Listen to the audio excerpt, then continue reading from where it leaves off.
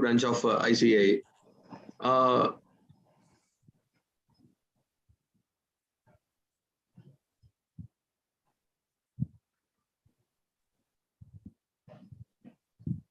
Shankar, we can't hear you. Yeah. It has gone for live streaming. I don't know whether that has any problem. Shankar sir is on mute now.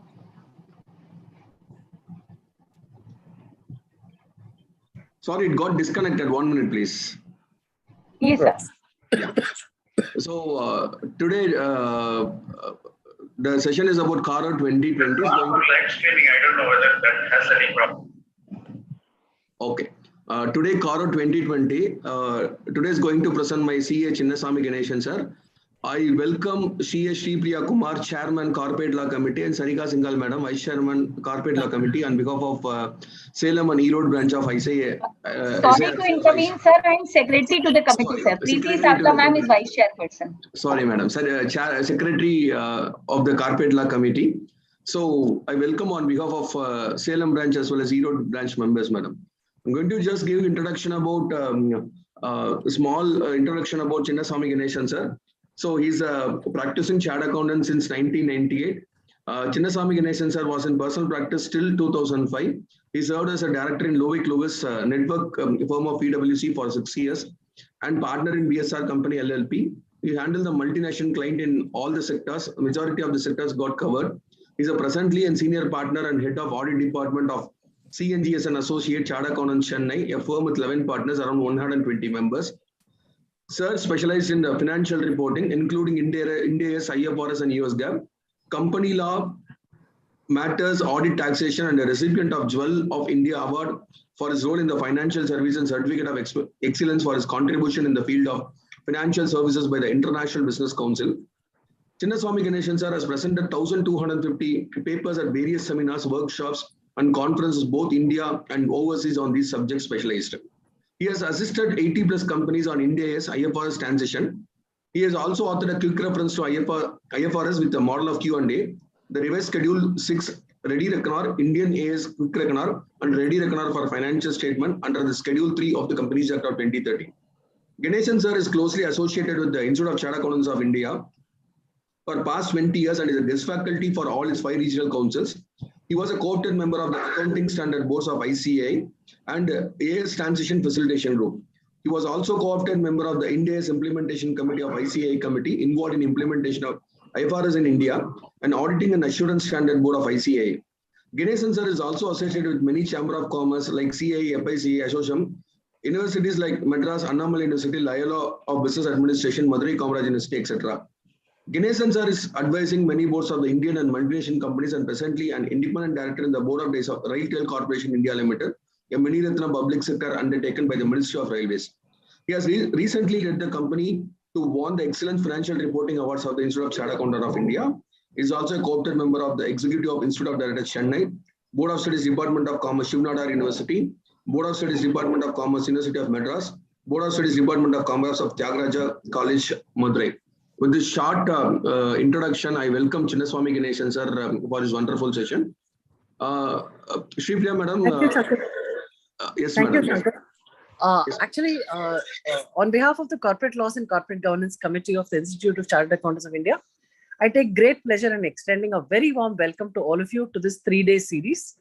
I was supposed to take CARO today, but I'm down with an extremely bad throat, so I'm unable to speak. And Chinnasamy sir, just 2 hours back, I kept thinking, yeah, I'll manage, but it's been quite bad. So Chinnasamy sir, at very, very, very short notice, agreed to do this. And I think we are hugely indebted to him, because otherwise we would have had to postpone the first session. So actually the entire landscape has been very transformational. There has been a change in the accounts rules. There's been a change in the audit rules. There's been a change in Schedule 3, and there's been change in CARO. What does all this do for us? It makes the entire audit process far more complicated. Bhavani Balasubramaniam madam would have taken on Schedule 3 yesterday. So the government first came out with a revised CARO. Then people went back and said, Madam, she's going to take on tomorrow only, madam. Tomorrow is her schedule. Okay, tomorrow is a session on schedule. Okay. So Mrs. Bhavani will take schedule 3 tomorrow. So what was interesting is first the Caro came, but by then there were no requirements for the management to report on those clauses. So everybody went back and told the government, see, you're asking the auditor to comment, but where is the client commenting? Where is the company commenting? So they said, okay, we will defer Caro. We will amend schedule 3. Now these schedule 3 amendments, we have to be extremely careful because compliance with schedule 3 and there should be no material misstatement. These two are the items which qualify for true and fair. So that's it, right? When we present an opinion, you present a true and fair opinion. If your financials have been prepared in accordance with an applicable reporting framework, which is schedule 3, and it is free from material misstatements, whether due to fraud or error. So this year, I think it's very important that we take additional safeguards. We must advise all our assistants that the formats have substantially changed.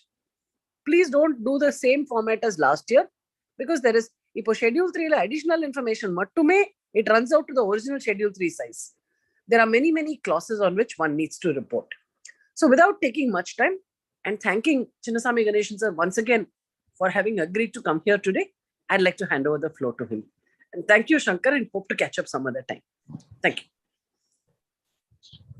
Thank you, madam. Sir, kindly take over the session, please. Okay, sir.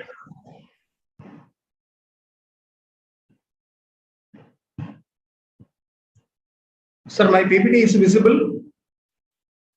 PPT is visible, sir. Your voice is also audible, sir. Okay, good. First of all, thanks to Sri Priya for thinking about me when there is a necessity that I have to pitch in and help the two branches to ensure that the session goes without any problem. And it is my endeavor to ensure that that is also being done in a proper manner. As rightly put on the context by Sri Priya, the concept or the changes which we are supposed to look at for the year ending 31st March 2022 is on twofold. One, what the management presents and discloses as part of Schedule 3 amendments, and how we are aligning our audit report on CARO 2020 as well as the main audit report for the year 2022. So this is what is exactly is the game plan which we are having.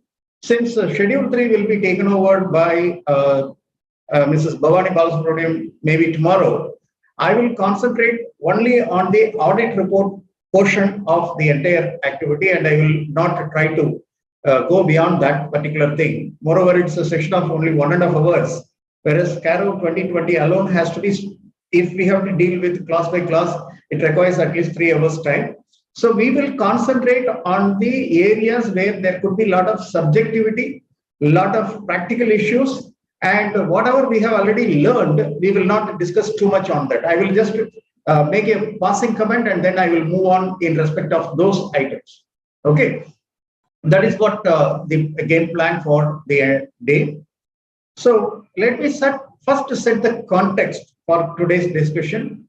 The first point which I wanted to say is that it is not only a change in company's auditor's report order 2020, which we have to consider for the year ending 31st March 2022. We have to consider some changes which has happened in respect of Rule 11 of company's auditor's report, Rules 2014, and that will have an impact on our main audit report itself. So we will touch upon that, even though it is relating to CARO. Since it's a composite audit report, I will spend some 2-3 minutes on what is the requirement and how it may affect a small and medium practitioner. We will look at that. And then we will move on to what are the changes in CARO report and how we can equip ourselves to ensure that the compliance could be made. Now, when we were coming to the main audit report, there is one clause in Rule 11 has been deleted. That is actually 11D has been deleted. The clause has been deleted because it was talking about specified banking notes. And you are aware that specified banking note disclosure was only for a particular year. And after that, there is no requirement. But since it was part of the rule, a lot of auditors used to say that this is not applicable by putting that Rule 11D related clause also in their audit report. MCA has find it in its wisdom correct to delete this particular clause because it's a one-time affair and not a repeating affair. At the same time, they have added two more clauses, 11E and 11F. This 11E is relating to monies which the company has received through an intermediary or monies which the company has given to a third party through an intermediary. It may be a little confusing, but I will put it in a simple structure. A Limited is there. A Limited is a reporting entity, let us assume. There is B Limited and C Limited. A Limited wanted to make some payments or maybe some loans or advances to C Limited. For some obvious reasons, it doesn't wanted to directly route the transaction from A to C. It says, I will transfer to B with a condition that B will transfer that money to C. So in this case, what happens is, I am the person who is giving the advance or loan, B is an intermediary, and C is the beneficiary. So if a transaction happens routed through directly or indirectly through an intermediary to a beneficiary, that is loan or advances in the nature of loans or investments which has been given, it covers a whole lot of gambit. Even if you are investing in the share capital, even if you are investing in the debentures, and you are saying that the proceeds should be used to give a loan to the beneficiary, then they are considering that it is a transaction which is a linked transaction. In that case, that should be reported in the main audit report.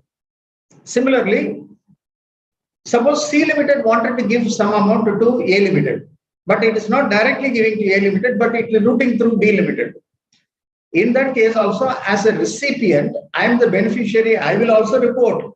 C, as a person given, will also report in the main audit report. So this is something which they have brought in. The idea behind that is to avoid money laundering. That is the main idea. But the way in which it has been structured, that clause has been structured, it may have an impact on multiple levels of companies, including small and medium companies, for a simple reason. Sometimes the small and medium companies may have a lot of small companies in their group. They might have formed 3 companies or 4 companies in the group. And instead of making the payment to one company, they will make the payment to the third company. Third company will pay the money to the fourth company or the second company.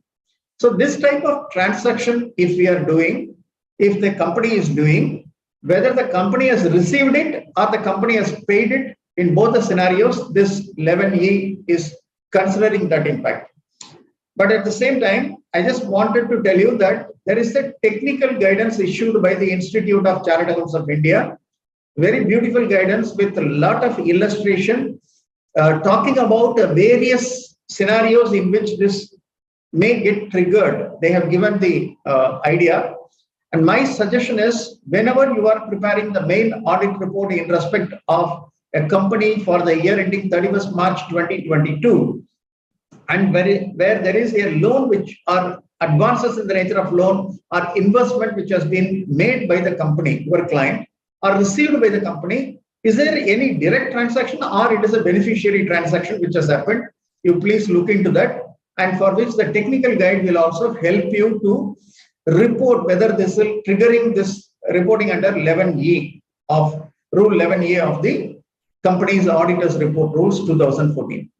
The next change which they have made is clause F has been inserted, where they are expecting that the auditor should talk about whether the company has complied with the Companies Act 2013 in respect of dividends declared and paid during the year. When I say that dividend declared and paid during the year, It may be interim dividend, it may be final dividend. Again, the technical guide relating to the Rule 11 gives elaborate guidance, maybe in a tabular form they have given. What will happen if the interim dividend is declared in the current year and paid in the current year? Final dividend is declared in the current year and paid in the next year. And dividend has been declared in the previous year but paid in the current year. Like this, they have considered around 12 scenarios. And what is the reporting requirement? They have made it very clear. In which year audit report you have to report this particular compliance. They have made it very, very clear.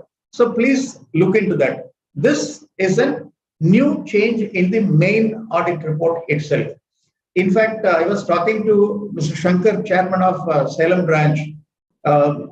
Some of the illustrative audit report which I have prepared has been shared with one group, and it is actually going for other groups also. And some changes which I have made, updated based on further reading of the draft which we have initially prepared, and some amendments has been made in that, including the main audit report relating to Rule 11E and F of the Act. So that is the reason why I have sent again version 2 of the audit report to Mr. Shankar for sharing it with the entire audience or delegates of this particular session. Sir, it's already been shared, sir. Okay, thank you so much, sir. Thank you so much. Now, when we were talking about this particular scenario of the main audit report, after that, our approach will be to our point of discussion today, CARO 2020. What should be the approach? First of all, you have to understand whether CARO 2020 is applicable to you or not. My simple submission to all of you is that as far as the applicability of CARO 2020 is concerned, no change has been made compared to CARO 2016 and CARO 2020. So to that extent, in case in the previous year, your client was not requiring to get report under CARO 2020, most likely, I'm using the word most likely, and I'm not saying you need not report. Most likely, in the current year also, the same scenario may continue. So you have to only evaluate whether the conditions required for exemption has been met by your client or not. So I'm just trying to make it in a simple flow chart format. If the company is a banking company, insurance company, Section 8 company, or 1% company, if this is the case, then CARO 2020 is not applicable. I'm using CARO not applicable because CARO 2016 is also not applicable to a banking company, insurance company, Section 8 company, and 1% company. Suppose if I'm saying, no, it is not a banking company, it is not an insurance company, it is not a Section 8 company, or it is not a 1% company, then the next question which we are asking is it a private company? Private company, when I'm saying private limited company. When we are talking about private limited company, if it is a subsidiary of a public company, you will not get that exemption. Please be aware of that. Again, the same rule we adopted in 2016. Nothing is different here. If it is a private limited company, I am asking further question, whether they have fulfilled all the conditions relating to a small company. Because small company, being a private limited company, is exempted from CARO. For that small private limited company, they have given some 3 conditions. What is the conditions they have given? They have talked about what is your paid up capital and free reserves, whether it is less than 1 crore of rupees, your borrowings is less than 1 crore of rupees from banks and financial institutions, your turnover is less than 10 crore rupees at any during the previous year. If all the 3 conditions, paid up share capital less than 1 crore, borrowing from banks and financial institutions less than 1 crore, and your turnover less than 10 crore, then in that case, the private limited company is exempted from complying with CARO. But even if one condition is not satisfied, for example, there is a borrowing, short-term borrowing for an export order, they have taken an LC, that is, say for example, 5 crore. And before the year end, they are settled. Still, CARO 2020 will be applicable because that particular clause says at any time during the year, whether the company has a borrowing of 1 crore or more, If it is there, then you get into the problem that one condition is not satisfied. If all the three conditions are satisfied, the private limited company need not comply with CARO. Or maybe I can use the word, it is exempted from giving a CARO report from the auditor. Okay. Suppose if I'm saying it is not a private limited company, or if I'm saying not all the conditions have been fulfilled, CARO is applicable. Okay. So in simple terms, private limited company, you have to see whether three conditions are fulfilled, then CARO is not applicable. Single page report is alone is required. If it is other than that, you have to see whether it's a banking company, insurance company, Section 8 company, or one-person company. If it is not falling under that specific category, then CARO 2020 will apply. Okay. Private limited company based on threshold limit and whether they are subsidiary of a public company. That is what for the private limited company. That is the reason why I tried to say that if you have assessed that your client, being a private limited company, has fulfilled all the three conditions in the previous year, most likely they will fulfill the conditions in the current year also, provided the net worth has not increased, provided the borrowing has not increased, provided the turnover has not increased. Okay. First make that assessment. Then we can start worrying about CARO 2020. If it is not at all applicable, we need not worry. We have other better things to worry about our client's issue, right? So that is the first approach which we can talk about. What is the auditor's responsibility with this, with the CARO 2020?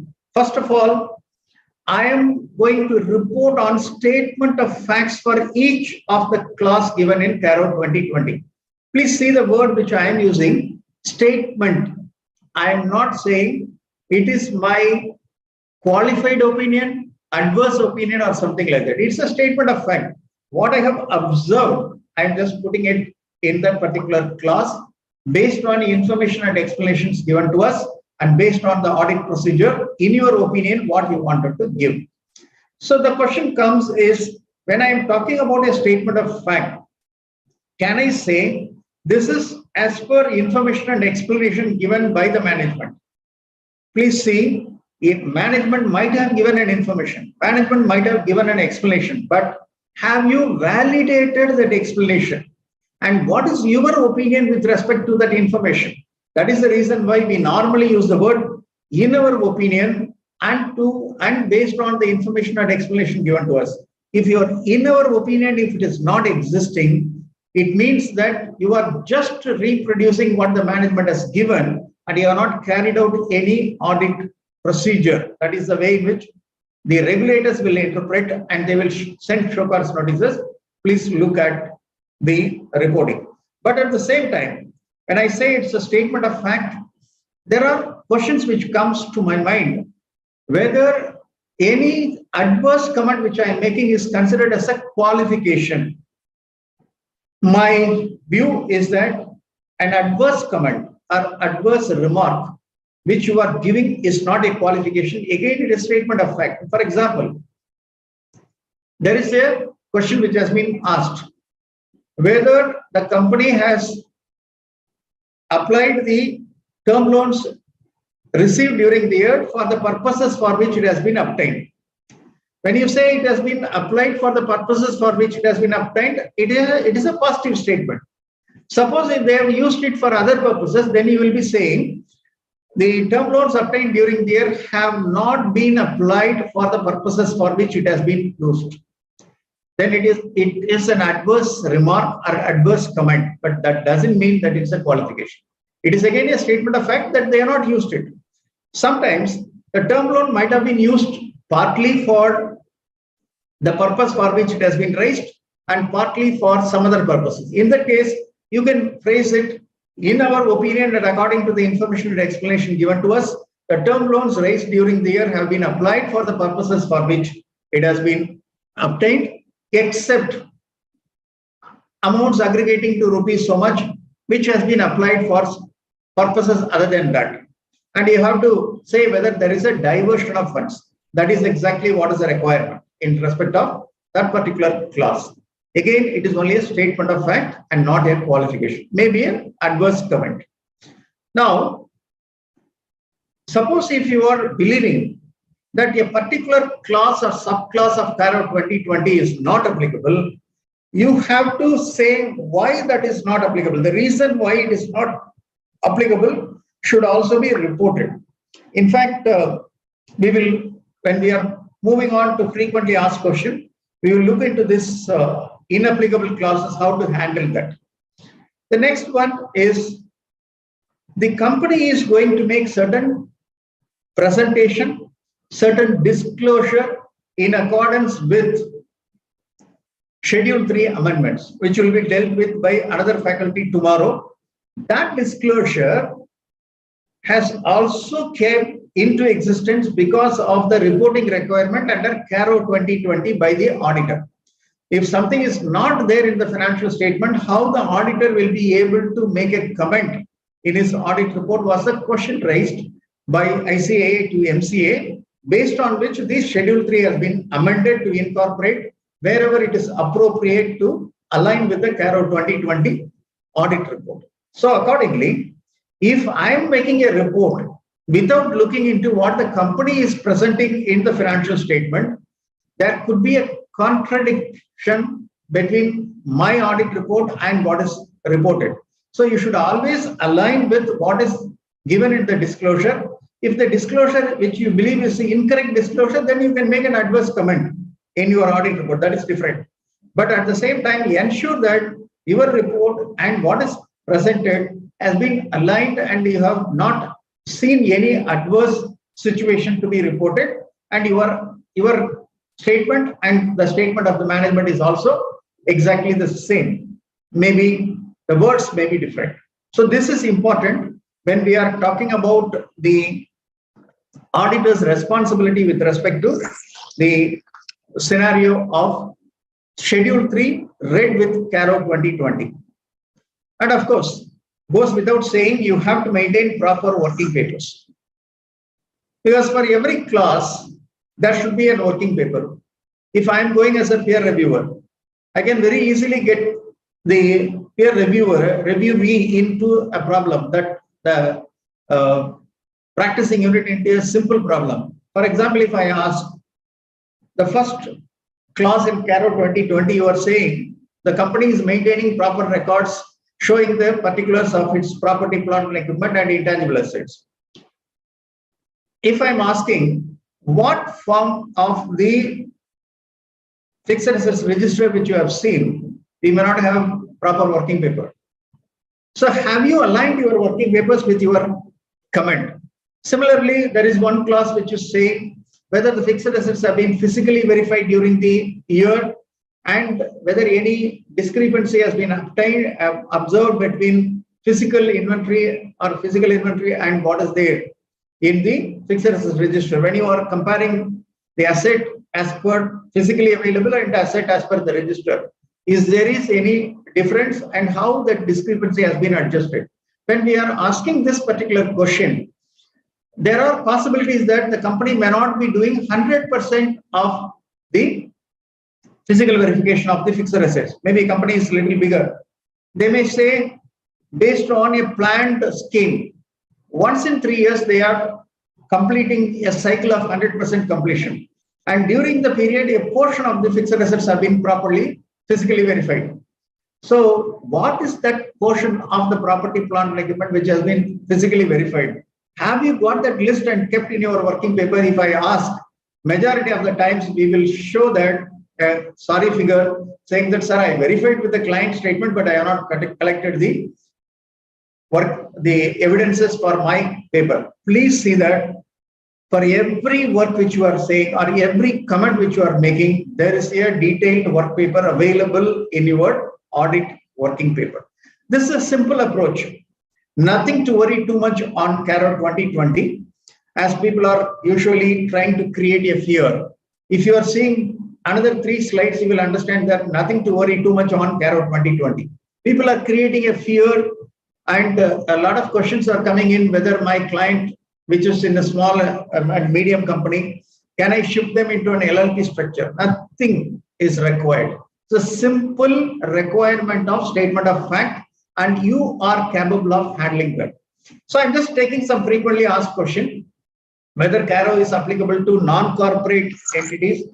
Obviously, the answer is no, because it is coming under Companies Act and accordingly it is not there. Why I put this question is, majority of our clients will be non-corporate entities and we are little worried whether CARO should be given there also, right?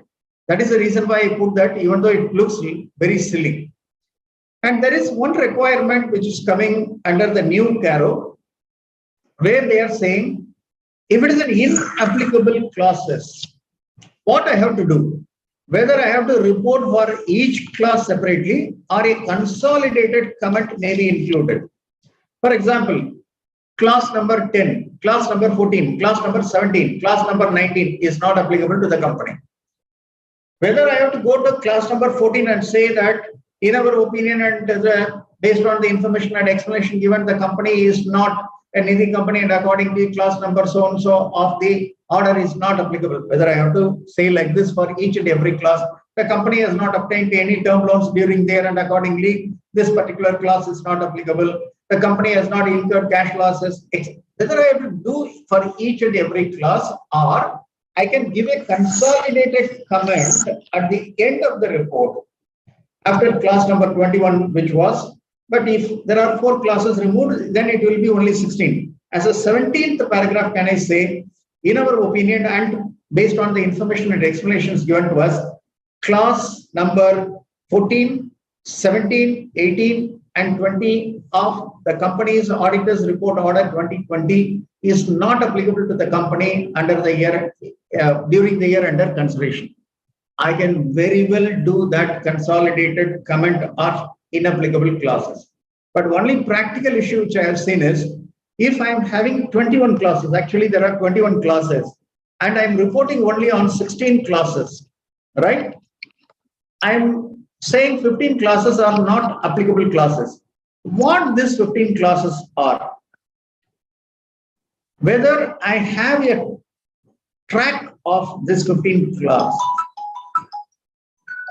If I say there is a track of 15 clauses, then I have to put down in my work paper, and these 5 clauses are not applicable. That is the reason why I am putting a consolidated comment, which I felt sometimes is we are bound to make silly mistakes, bound to make bigger mistakes also.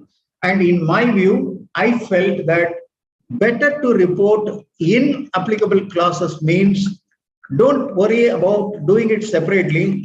Report in this all the 21 classes and say for each class whether it is applicable or not. This is a better approach is what I felt. Okay. In the same way, I have created a illustrative audit report for main audit report and CARO audit report. Please see that it is only an illustrative report, thinking about various scenarios where you will be using it, whether the clause is inapplicable, whether the clause is applicable, whether the clause requires an adverse comment, whether the clause requires an adverse comment and a positive comment. Like this, I have thought about this various scenarios and put forth as part of the updated version 2, which I have asked the moderators to share, and they have confirmed that it is already shared. Please note that it is a disclaimer which I am making. It is only illustrative which I have created out of my own experience and wisdom. Please update it in case if it is requiring a client scenario for an updation. Please come out with any inputs which you are having. In case if you have observed any error, please come back to me so that I will also stand corrected. Okay. The next one is if there is any adverse comment in CARO 2020, whether we have to consider as a modified opinion and whether SA 705 relating to modifications in an auditor, independent auditor's report. The answer is a clear no. Reason is it is only a statement of fact as we have discussed earlier. So SA 705 will not apply.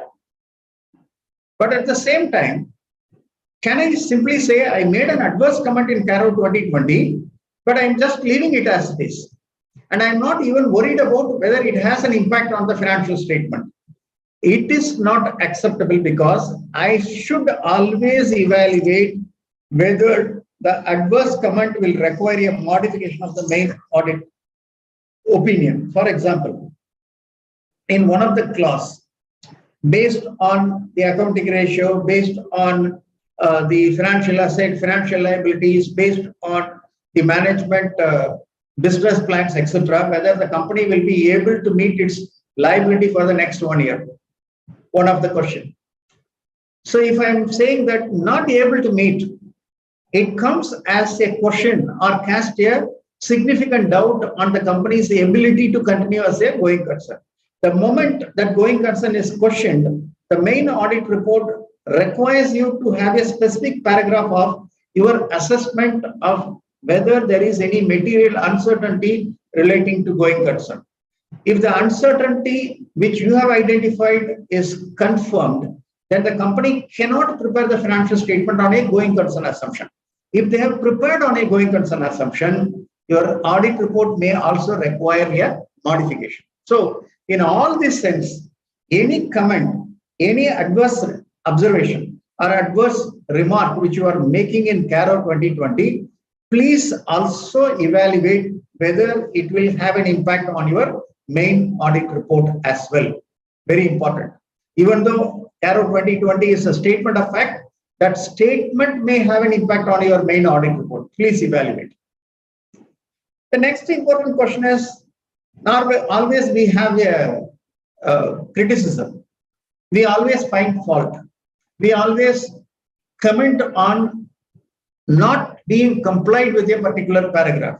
But at the same time, if some positive development has happened during the period or subsequent to the balance sheet date, we are not ready to incorporate that positive comment in our audit report. Believe me, friends, I have seen many audit reports and I am practicing this as a policy. If you have an adverse comment in CARO 2020, but that adverse comment has been rectified subsequent to the balance sheet date, that is 31st March 2022. After that, before you have completed your audit report, between your audit report date, they have subsequently rectified the defect.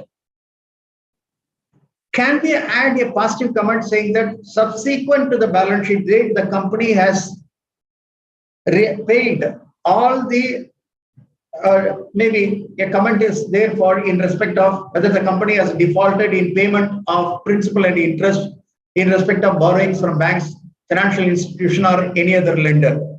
If you have commented that there is a default in payment of principal and interest, but subsequent to the year end, they have repaid the entire amount, we can add subsequent to the year end, the company has repaid the entire arrears, and as of the date of audit report, there are no default. The positive comment can also be added. I have the habit of using the positive comment because we are a solution provider rather than investigating agency, right? So accordingly, if you find there is a positive comment, positive development, you can very well incorporate that as well. What is your approach to CARO 2020? You are looking at the financial statement as per AS. That AS is what is going to be discussed for small and medium companies or for private companies. And Ind AS is only for certain companies like 250 crore net worth or a listed company or proposed listed company, etc. So, but we will restrict our discussion only for AS. So identify the financial statement, and based on the financial statement, what are all the clauses applicable to the company? For example, I will straight away say that there will be two classes which will not applicable to 95% of my clients. Nidhi company related classes will not apply because I have hardly two companies which are Nidhi companies. And classes relating to core investment company, none of my client is an investment company. So all the classes relating to the two client cases will be straight away inapplicable. So you will create a checklist. Based on the checklist, what are all the classes which are applicable? And based on the classes, you decide whether what is the statement which you are supposed to give for each of the applicable classes. And this comments which you wanted to give or statement which we wanted to make has been aligned with the disclosure already made by the company in the financial statement. Okay. Once you have done it, you also say that you are supposed to make the statement in accordance with the CARO 2020. Whenever you are making CARO 2020 statement, I always believe that to that extent possible, use the same language given in CARO 2020 rather than using your own language. Because even a smallest change of English will make the users to understand differently. So preferably, if they are asking whether the company has incurred cash losses during the financial year and in the immediately preceding financial year, please stick on to the company has not incurred cash losses during the previous financial year and in the immediately preceding financial year. Please stick on to that wording. If you are trying to change, the company has not incurred cash losses during the year. During the year means, are you are trying to say the current financial year, or you are talking about the current period, etc. will get into confusion. To that extent, use the same language, similar language which you are having in CARO 2020. What is new in CARO 2020? This has been already mentioned by Sri Priya when she started this.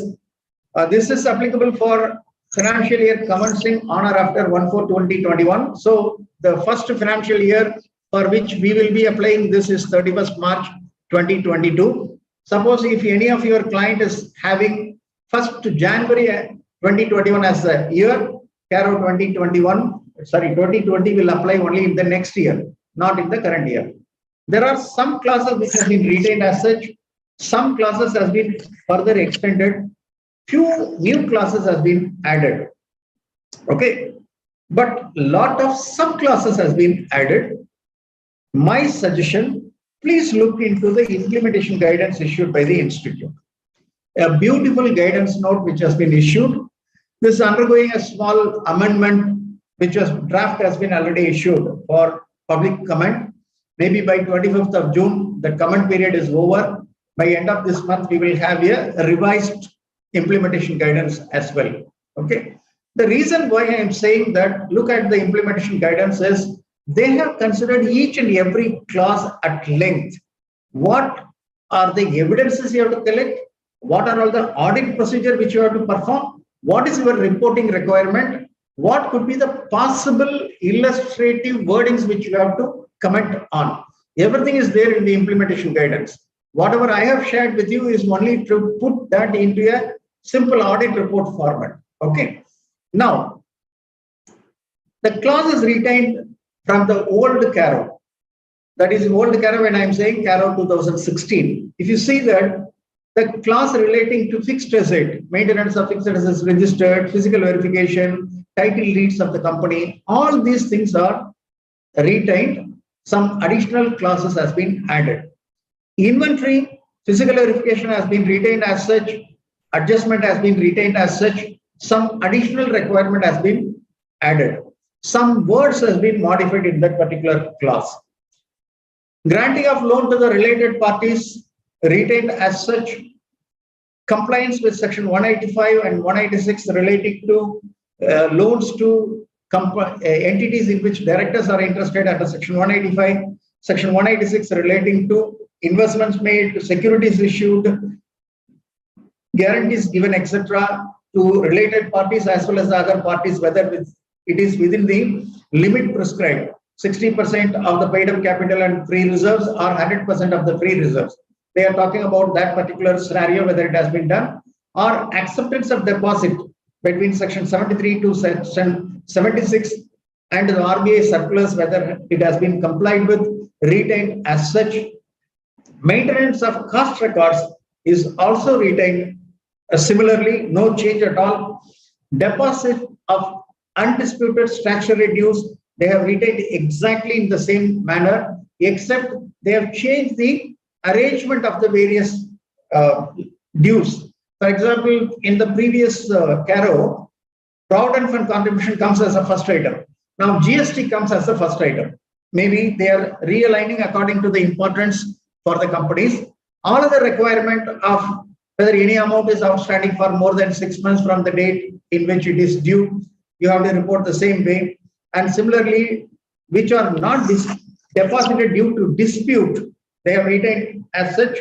Only thing which I have seen in this previously, for the disputed items, you will talk about the items relating to only few cases: income tax, GST, excise duty, or customs duty, etc. Now they have simply made it whether the company has not paid any statutory duties referred to in class A.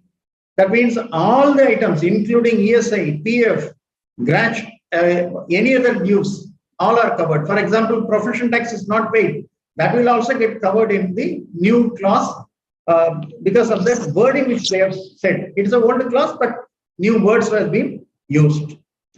Similarly, have you defaulted in repayment of interest and principal to banks and financial institutions? They have retained as such. Government has been removed. They have added any other lender. A small modification which they have made.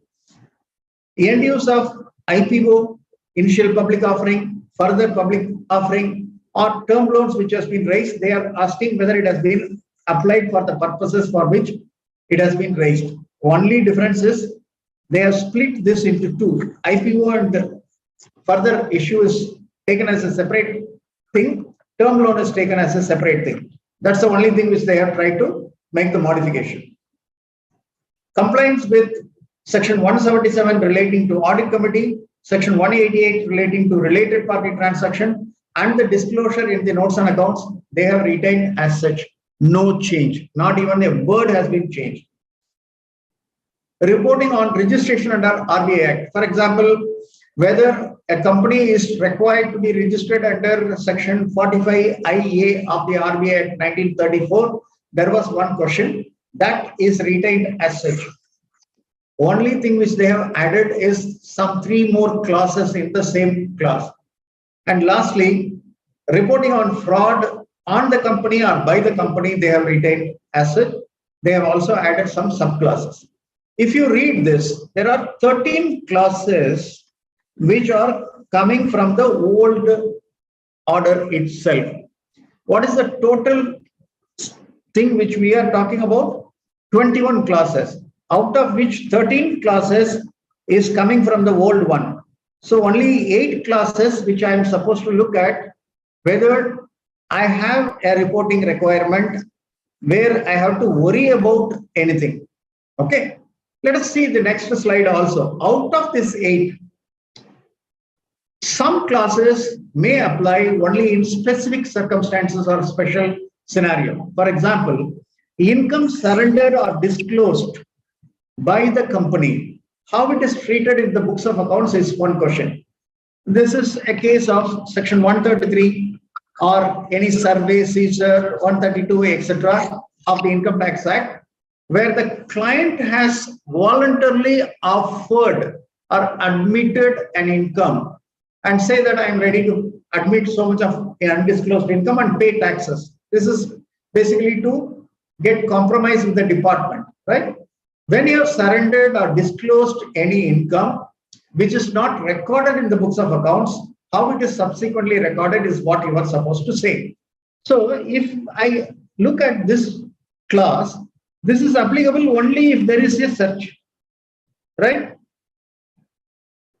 If search or seizure which has happened, if it is not there, this clause is not applicable. Similarly, whether the company has incurred cash losses during the financial year and in the immediately preceding financial year, if the company is profitable in both the years, this clause will not be applicable in that particular scenario. Resignation of auditors. In a private limited company, there is no requirement for rotation of auditor, but the auditor might have been resigned. If the auditor resigned, what is the reason why he has resigned the auditorship? You have to look into that. You have to commit by making a statement that the reasons why the auditor has resigned has been considered in our audit procedure, right? But in a majority of the client cases which we are doing, we were auditors because rotation is not applicable for years together. So this may also not applicable in majority of the cases.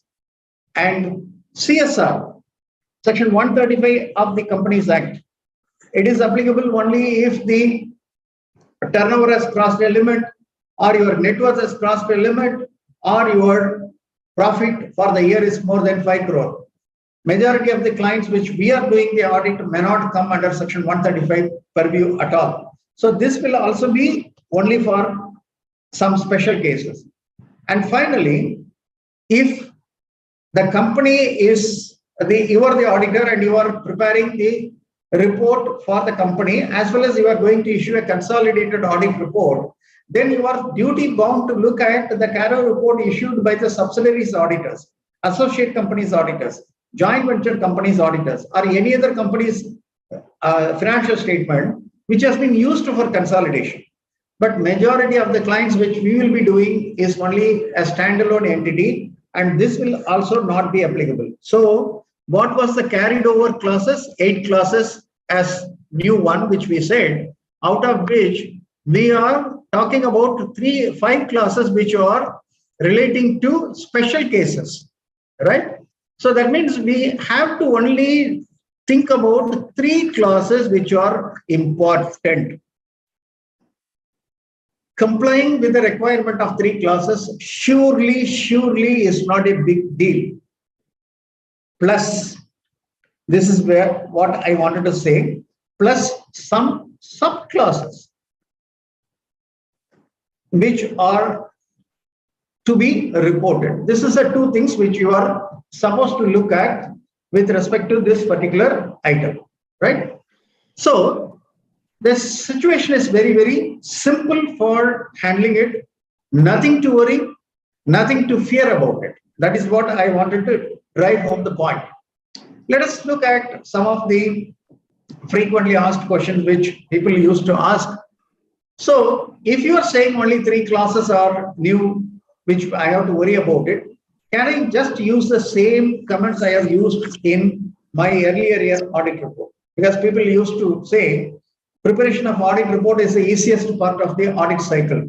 I take the previous year audit report, search the places, find 2021, replace with 22, my audit report is ready. During the current year, it may not be possible. Accordingly, can I use the same comments? May not be possible. The wordings in some clauses, even if it is retained in the previous CARO, they have changed the wordings. For example, in inventory physical verification, previously we will talk about whether the frequency of such physical verification is reasonable. Now they are saying whether the procedure followed in the physical verification is appropriate in the circumstances. Both are different. Frequency is how many times they are doing it. The procedure followed for physical verification is the controls relating to physical. Both are completely different. So you cannot use the same comment. Please be prepared for that particular thing. Because there are some words which have been changed in the clauses. And the clauses retained have certain clauses which have been added. Subclasses has been added. So that is maybe I can say that previously the subclasses are 8. Now the subclasses are around 40. So 32 subclasses have been added. Only here you may find it very detailed report which is required. But please look at the way in which the requirement comes in. You will not find anything more dangerous.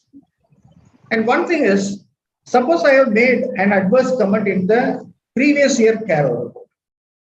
Whether I have to report the same adverse comment in the current year also, because I have to talk about the comparative issue.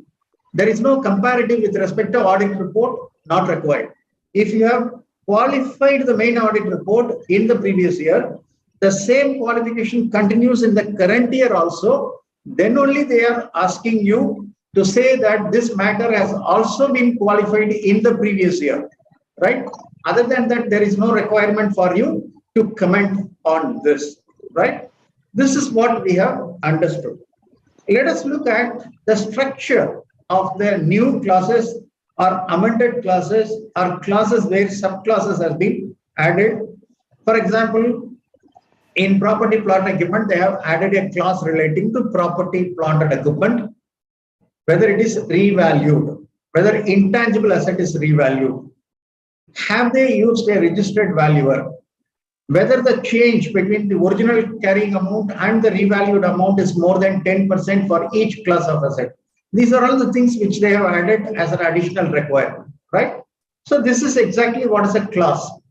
But what I am planning to do is, we will learn this along with what is the illustrative financial comment which you can give for each of the report. I will open the Word file of my audit report.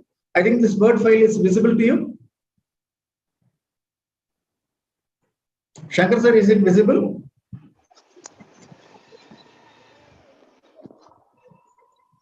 I assume that it's visible. Sir, it is visible. Okay, okay. So this is the main audit report. So we are not spending too much time on main audit report, but I just wanted you to look at only one aspect where we were talking about two clauses has been added. One clause is relating to the loans or advances in the nature of loans through intermediary paid or received, and another is compliance with the dividend payment rules, right? Please see this.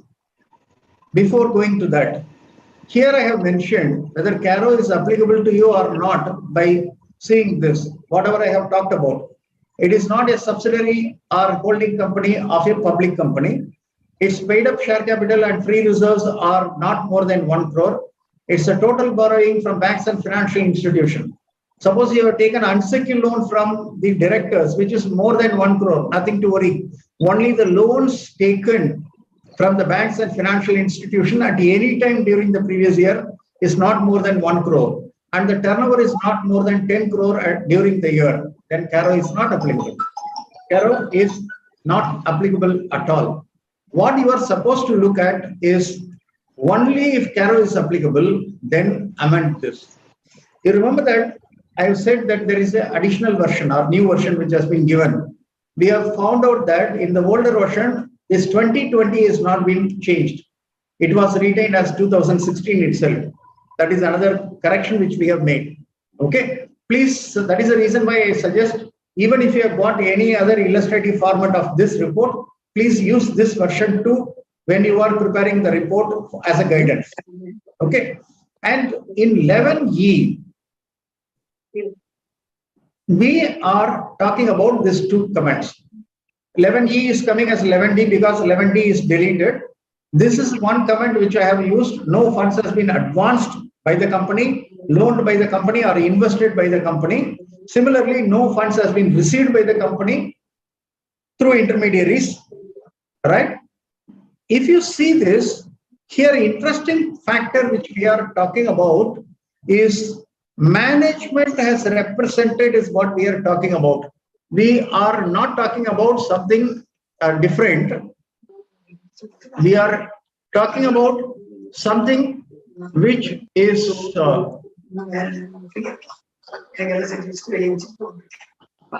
for example, when I am talking about, it is only saying whether management has represented.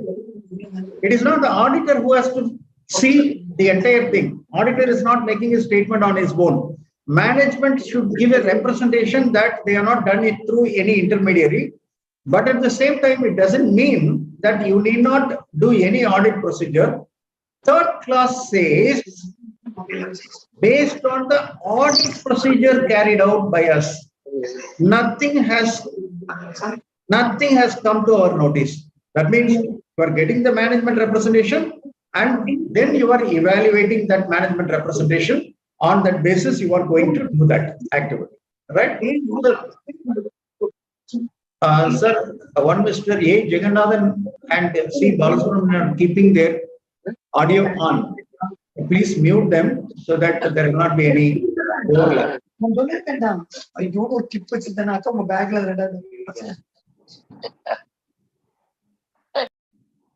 Okay.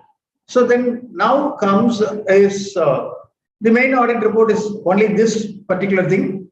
And the next one is relating to dividend declared and paid during the year. This is the only thing which we are supposed to have in the main audit report. Now, going to the audit report, I will just give you a glimpse of what we have planned in the illustrative report. For each of the class and subclasses, we have identified what are all the possible scenarios. For example, the company is maintaining proper records of particulars for property, plant, and equipment. They have now changed the wording. It is now called a property, plant, and equipment rather than using the word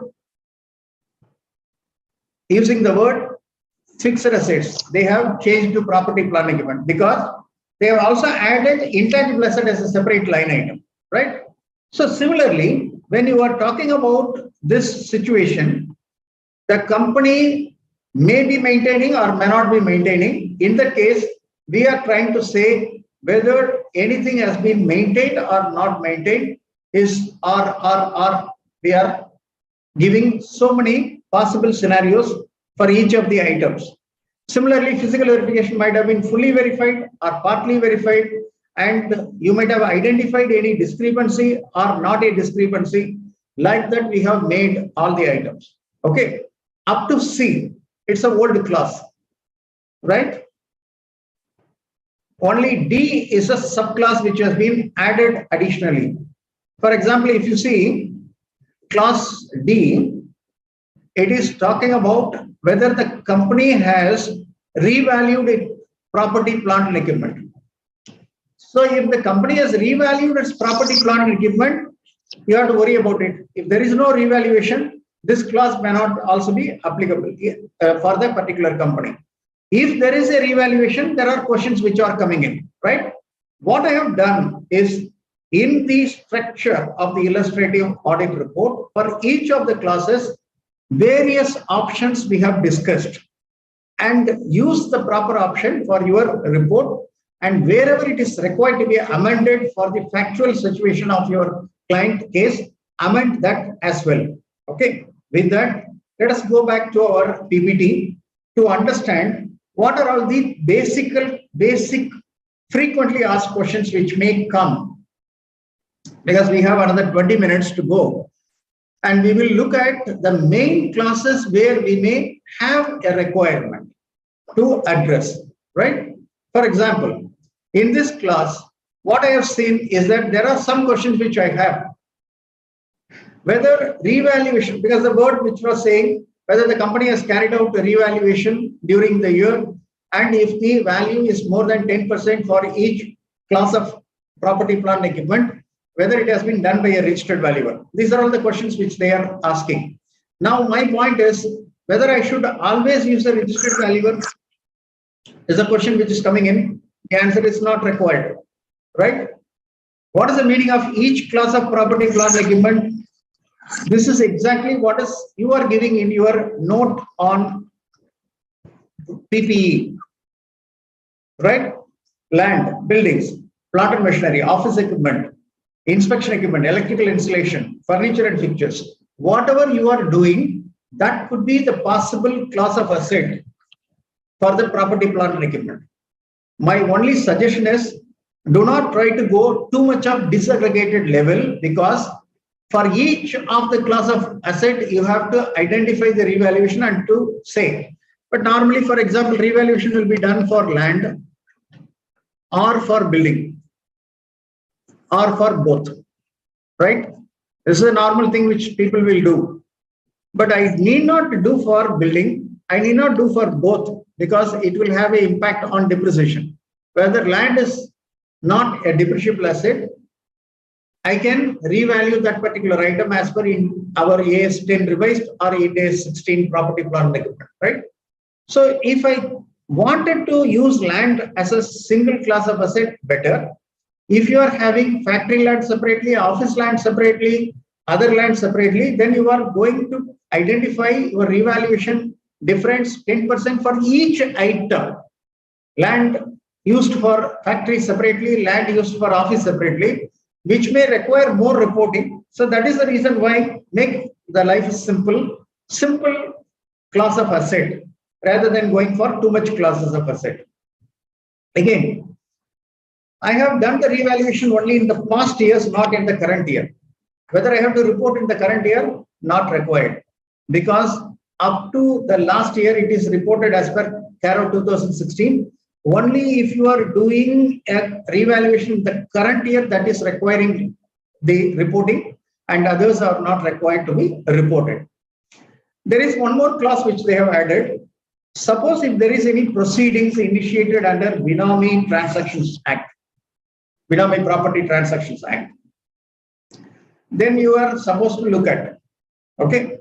Suppose there are two possibilities. One, there is no proceedings at all. Second is there may be proceeding which is initiated in the current year, or you have started the audit 31st March, up to that there is no proceeding, but before you issue your audit report, there is a proceeding which has been initiated. Whether I have to report on that matter as well, even though it is not related to 31st March, whether I have to report for the subsequent event. Please note one point as an important point is that you should always, please understand, you should always look at all subsequent events between the balance sheet date and to the date of your audit report in framing your audit opinion, in framing your comment on CARO clauses. You have to always look at it. Okay, it is very important for you to look at that items.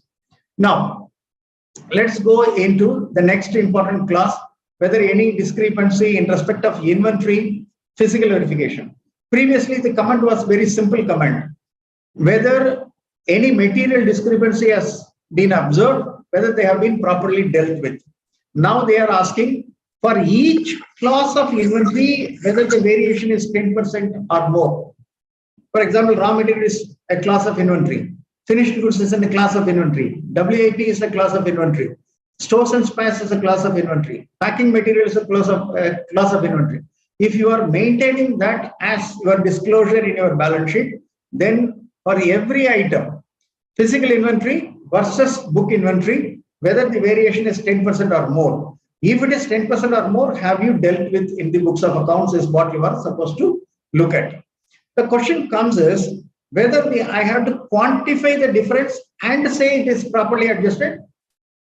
It is not asking you to quantify. It is only asking whether it has been properly dealt with in the books of accounts. That means have you adjusted or have you passed the audit entry for the difference between book stock and physical stock. That's what they are asking for it. If you are commenting that it has been properly adjusted after passing the audit JV, that's enough. No quantification is required. This is the exact clause which they are talking about. So the frequently asked question is, what is the role of the auditor? Fixed asset or property, plant and equipment, physical verification, auditor has no role to play. Management has to do it. Auditor has to take that certification and the reconciliation between the fixed assets registered and the physically available PPE, property, plant and equipment. Whether the discrepancy has been properly dealt with. That is the matter. But when it comes to inventory physical verification, auditor should observe the physical verification. And the requirement in the current period is whether the procedure followed is appropriate. How you will understand the procedure followed is appropriate unless you observe the physical verification. So there is a relevant amendment which has been made. The auditor should part of the physical verification process also. If you have not done a physical verification, you can think about doing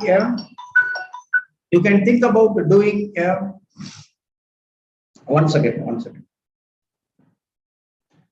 If you are not part of the physical verification at the year end, you can do a roll forward or roll backwards depending upon when you are actually doing the physical verification subsequently when you are available physically at the client place. So you have to do that. Each class of inventory I have already explained. Again, my suggestion is don't try to disaggregate.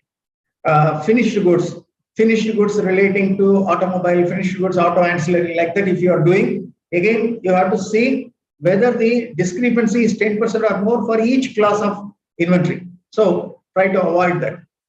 What is the meaning of discrepancy properly dealt with, whether properly adjusted? No need to quantify that impact. Suppose if the physical discrepancy is less than 10%, whether that means that it need not be properly dealt with in the books of accounts. For example, in raw material, I have 5% discrepancy. In WAP, I have 7% discrepancy. In finished goods, I have 9% discrepancy. Caro, I need not report. There is no discrepancy of 10% or more for each class of inventory has been observed. So accordingly, this class is not applicable. You can put it. But 5% in our raw material, what is the amount? 7%, what is the amount? 9%, what is the amount? Cumulatively, whether that amount is material to the financial statement. That is for main audit report. Main audit report, you have to look at. For Caro, it is not required. Caro is not required, but main audit report, you have to look into whether the cumulative impact of misstatements are material to the financial statement. This is the only one class which I felt is little difficult for you to look at. Whether company has taken a working capital limit of 5 crore or more. Fund-based limit, non-fund-based limit put together, whether the company has taken working capital limits of 5 crore or more, sanctioned, right? Whether you have utilized it or not utilized it, whether you have drawn it or not drawn it, you have partially used it, all those things are not relevant. The moment you have been sanctioned working capital limit on the security of current asset, this clause triggered. And what it says is that whether quarterly returns have been filed by the company and whether they are in agreement with the books of accounts. Normally, the clients will not close the books of accounts even after our audit is over. Only when the next year when we are going and we are seeing that audit adjustments is not properly passed and we are insisting on the opening balance checking that it should be properly closed. Now they are supposed to look at on a quarter-on-quarter basis. Quarter-on-quarter basis. Is it really possible for a small and medium company? It is a real challenge, right? That is the only class. But having said that, how many small and medium companies will have 5 crore of bank loan? That too for on current asset. I might have taken a loan for my project, term loan. That is in respect of my property, plant, equipment. Whereas this 5 crore is a working capital limit on the security of my current asset. Maybe 90% of our clients will not have. And that is the reason why I'm trying to say that nothing to worry too much on Caro 2020. People have created a hype saying that very difficult. You will not be able to understand this. You will get caught. Whether your practice will be in trouble, etc. My simple suggestion, please read the guidance note issued by the institute and look at the approach which I am talking about. You will know that nothing to worry on Caro 2020 at all, right? The next class is talking about whether the company has filed. A lot of practical questions will be coming, assuming that 5 crore loan has been done. Company is not at all filing any quarterly returns. How you will identify whether there is a difference, whether it is in agreement with the books of accounts. I will simply say the company has not filed any quarterly returns, and accordingly, we are unable to comment on whether there is any difference between whether it is in agreement with that. Or I can say that you can put that the company has not filed anything, right? Company has not filed anything because the bank has not insisted. Some private banks never insisted on that. That is one of the client has told me. And we have put the exact reasoning into that. The bank has not insisted and accordingly quarterly returns is not given except the monthly stock statement. The monthly stock statement, whether I have to comment. For example, if I am filing only the monthly stock statement, whether I have to comment on this, whether it is matching with the books of accounts, I don't have any duty at all. Only if there is a quarterly return or statement filed, I have a duty to report under Caro 2020. Monthly statement, in my view, is not to be reported at all, right? What if there is a difference between quarterly returns and books of accounts? It simply says, as per financials, what? As per your books of accounts, what? But what I felt was, that is too dangerous for me. If I'm just putting that details, it will be too dangerous for me, right? I wanted to explain the reason. I added one more column. In the reason column, you can explain that maybe even in listed companies we have seen, they have closed the books of accounts only 45 days after the end of the quarter for limited review. Whereas the banks is insisting on this particular report within 10th of the next month. So in that scenario, they are doing on an estimated basis, subsequently they are correcting it. When they are doing on an estimated basis and subsequently corrected, we are explaining that particular scenario now, because 3 months is already over or 1 year is already over, 4 quarters is already over. From next year onwards, from June quarter onwards, caution your client that there should not be any difference between your quarterly returns as per your books of accounts as well. But at the same time, there is a problem which I foresee, that there could be a possibility of impact on your tax audit, impact on your tax computation, because recently there is a Supreme Court decision which says that if there is a difference between the stock given to the bank and the stock as per the books of accounts, the difference is treated as unexplained investment. It has to be added to the income, right? There are cases in favor of the assessee against the assessee, but this particular case law may put you into some sort of trouble, and accordingly, if the client is giving smartly on 28th of March bank statement and 31st of March for book purposes, whether proper reconciliation between the 3 days has been done or not, also you have to look at, okay, to safeguard the interest of the client. And investments, guarantees, etc. is a routine thing, so we will not worry too much on that. This is one thing which they are talking about. If I have already given you a loan and that loan is due, they have not repaid it, so I have extended it, or I have renewed it, or I have given a new loan for repayment of the old loan. They wanted this to be reported, but this is not applicable to a company which is having the business of financing. Only for others it is applicable. So it may require a little bit of work which you are supposed to look at.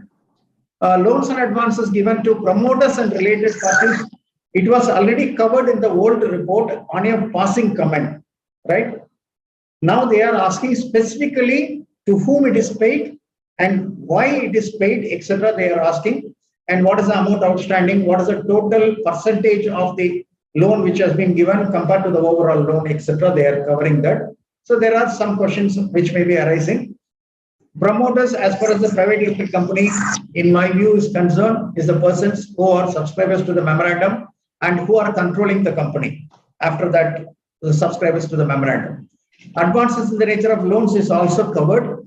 So if the loans or advances are given as per the terms of employment, for example, there is a managing director, housing loan is given, whether I have to report that housing loan, need not, provided the housing loan is given to all the employees of the company. There could be a possible implication under the Income Tax Act for a private limited company for a simple reason.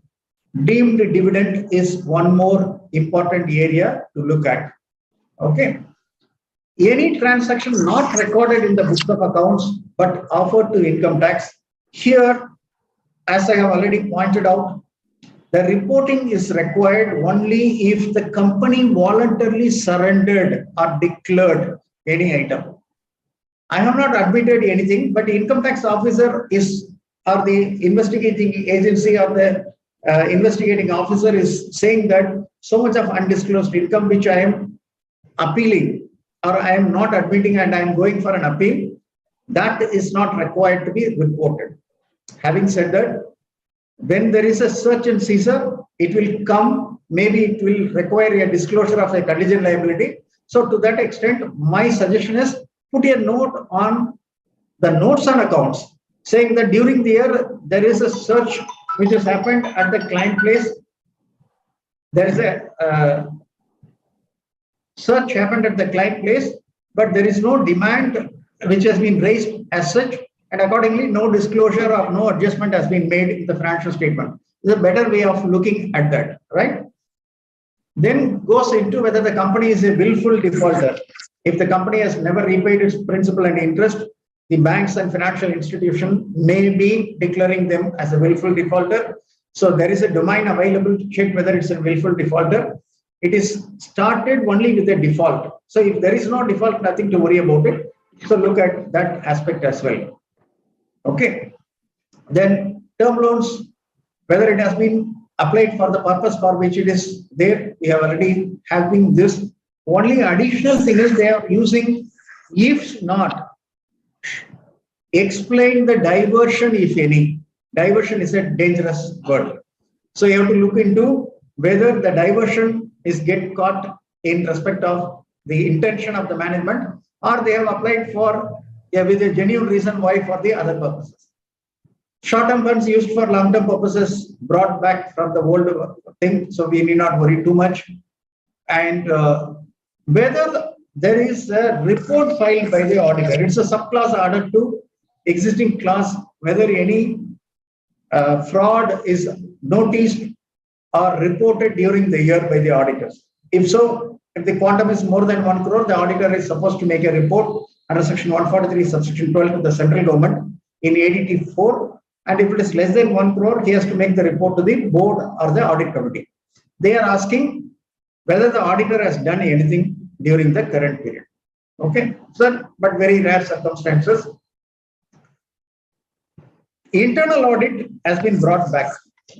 Previously, it is not applicable. Internal audit is brought back. As far as the private limited companies are concerned, internal audit may not be applicable because the turnover should be 1,000 crore, etc. May not be applicable. But at the same time, if it is not mandatory, I will say the company does not have an internal audit system because it is not mandatory to that, and accordingly, this clause is not applicable. Very simple process. Whether internal auditor should be always an external firm of chartered accountants need not necessarily be. Even if the management identified one person within the management and does the audit, that is enough. Only thing we have to see whether it's commensurate with the size and nature of the business of the entity. Okay. And finally, if internal audit is not mandatory, but the company has appointed an internal audit system. Okay. But the company does have an internal audit system. In that case, you are supposed to report that particular clause. And cash losses, as we have said, it's only brought back from the earlier one. If the auditors have resigned, we have already discussed what you are supposed to look at, and that is also considered. And material uncertainty relating to going concern, I have already discussed that in the initial. Sorry for intervening, sir. Another speaker is about to come. So sir, 5:30, what you have mentioned to me. 5:27, 5:27. I'm cautious of the timing. Cautious of the timing which has been taken by the previous speaker also. You need not worry. I will stick on to my time. I stick on to my time, sir. Nothing to worry. Sir, my point is, if you want to continue nothing. If there are questions, we will take it up. Otherwise, nothing to worry. Thank you, sir. Thank you. Okay. Thank you, sir. So the material uncertainty we will look at, and qualification will come only on CARO relating report. So these are the questions which we are having as far as CARO 2020 is concerned. I will stop my presentation and stop sharing the session, my PPT and the Word file. If there are questions, we will take this time with the permission of the chair. With the permission of the other speaker, we will extend the question and answer session to that extent it has been permitted by the moderator and the other speaker. Sir, as far as I am concerned, he's interested to continue your session, sir. No problem. Mr. Ramesh is my close friend, so he is. No. Mr. Ramesh is not coming due to health issue. He's also got cancelled. One speaker is from Delhi. His name is called CS Amit Gupta. Okay. So I have spoken to him. He says that no problem, sir. Take your time. Okay. Thank you to him. Thank you to him, Amit. Thank you, sir. That's what I want to. Now we will move on to Q&A session. What are all the questions which we are having in a practical scenario? We will look at for the next couple of minutes. Any questions? You can. Is there any questions on the chat box? I have not seen any questions on the chat box. Members, any question, please inform to speaker. He will address the same. I will be happy to answer that question. So one thing which I just wanted to again emphasize is that The approach towards this CARO 2020 can be a simple method of a checklist approach. You create a checklist, 21 classes on one side, and again, next column you put whether this class is applicable to me. The third class you put whether there is any disclosure required as per Schedule 3 amendment. If so, what is the disclosure made? Fourth class, what is the comment which you are making, whether it is aligned with the disclosure and CARO 2020. The fifth column, you can say, if it is an adverse comment, whether any evaluation done for qualification of the main audit report. If you have this approach, I believe that cracking CARO 2020 is not a great thing. So, and of course, whatever we have talked about in respect of this classes also, what I have tried to do is, I tried to put what was the wordings used in respect of for example, in respect of the various comments made in CARO 2020, including the wordings which they have used. I'm trying to put it in columnar format. In the columnar format, when we are using, we will not be able to check, we will not be able to make any error. We will 100% correct on what we are supposed to look at. That is one new class which we have talked about. And another class which we are talking about, whether you have given a loan to promoter, etc., is also another interesting class. There also we have made the amendment in respect of the disclosures we have made. For example, willful defaulter, we are talking about what is the date on which it has declared, what is the details of the default. But at the same time, company may be saying that what you have classified as a willful default is not acceptable to me. I have added one more class, company's view and remarks thereon. This is again brought in from the CARO report. CARO report, this wordings is there. What is the view of the company or remarks of the company in respect of this? But in one of the scenario I have seen, consortium banks have given a loan. There are 11 banks. And I was able to see that the willful defaulter was notified to the company by only one bank. Balance 10 banks, I am not able to check. When we have asked the bank to provide that information, one bank has classified, how the other banks will not be able to classify this.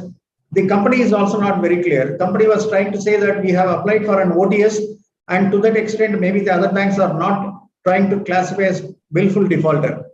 And what I was told was there is a public domain where you can go and check who are all the persons who has been given as a willful defaulter. So you can check that. If you are not able to identify the date of declaration by each of the banks, you can make a generalized comment saying that the company has defaulted in respect of repayment of principal and interest for various banks, and accordingly the banks have declared them as willful defaulter. But the actual date of declaration and details of default could not be explained because the information is not readily available. You can make that type of comment also. But when you are making that, be cautious that is supporting the actual position, because it's a statement of fact. When you are trying to give a statement of fact in favor of the client, knowing pretty well it is a wrong statement, you may also get into trouble. That's the reason why I'm saying, when you make a statement of fact, be clear on what you wanted to do. For example, there is one clause which talks about whether you have taken any fund from other entities and persons, and whether you have taken it for the purpose of meeting the obligation of your subsidiary, associate, and joint venture. Again, we have brought it as a tabular column. Suppose if you have secured your investment in subsidiary or associate and you have taken a loan, I have put in all the terms into columnar format. So when you look into this thing, you will be able to appreciate that we have covered almost all like a checklist. So what is required, what is not required is what you have to identify. If the word is required a change, make the changes which is to be done. Okay. Similarly, when we are talking about the application of section 42, 62, everywhere whether it is relating to equity share, preferred share, fully convertible debenture, partly convertible debenture, optionally convertible debenture, whatever is possible, we have tried to put it in as part of this. And I think possibly it will help you in a reasonable manner when you are attempting to prepare the financial statement not financial statement, your audit report on the financial statement. Okay. So that is what from my side. So now I will wait for any possible questions, or if there are no questions, I think that I will hand it over to the moderator. Sir, one query received in chat box. Could you able to see that, sir? Looking for format to come. Is it on chat box or in chat box? Chat box. It is in chat box, sir. One second. I could not see anything on my chat box. Can I read the query, sir? Please read it, sir. Sir, the illustrative audit report to be obtained from where, sir? Sorry? Format, they are asking for format, sir. The illustrative audit report? Yes, sir. The illustrative audit report I have shared in Word file to you. So, okay, I can share with them, sir. You can share with all of them. Yes, sir. All the delegates. Yes, sir. Only caution is, it is prepared based on my experience, my wisdom, and what I believe as the various circumstances. Please modify according to your client's requirement. Fine, sir. Sir, I have my personal query. If some of the clauses is not applicable in CARO, should we need that? We have to mention that it is not applicable like that, or just? I have actually taken that also. Maybe I might have rushed it a little bit because of identifying the thing. Let me explain. The guidance note talks about two approaches. One approach, clause by clause, you can say whether it is applicable or not applicable, why it is not applicable. Or collectively, you can say these clauses are not applicable as a last paragraph.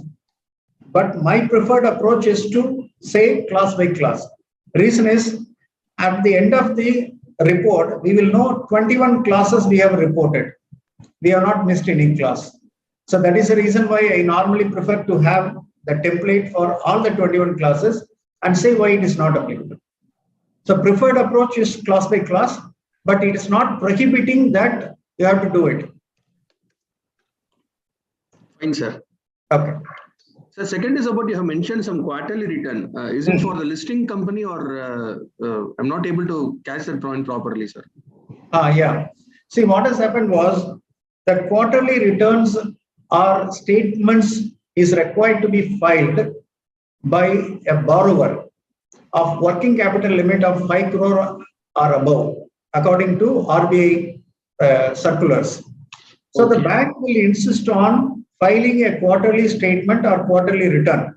So this quarterly statement is not unaudited results. It's not for listed company. Every borrower, even if it's a private limited company, bank will ask for that filing.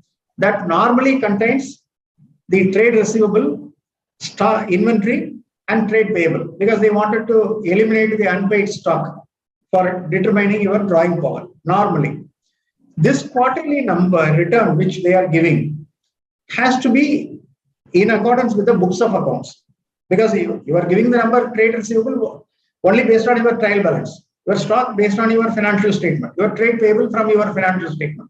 So it should be in accordance with the books of accounts. They have seen in a lot of bank frauds or a lot of cases where companies are giving a wrong information to the bankers, but actual books of accounts are different. Only after a few years, the bubble burst and the bankers are losing heavily. To prevent that, they have brought in this, and they are asking, it is a duty of the auditor to say whether it is matching. When it is matching, I don't have a problem. When it is not matching, I have a problem, because I am giving what is as per books, what is as per the returns filed with the bankers, and what is the difference. Immediately somebody will jump on me. So I am explaining what is the reason why it is being done.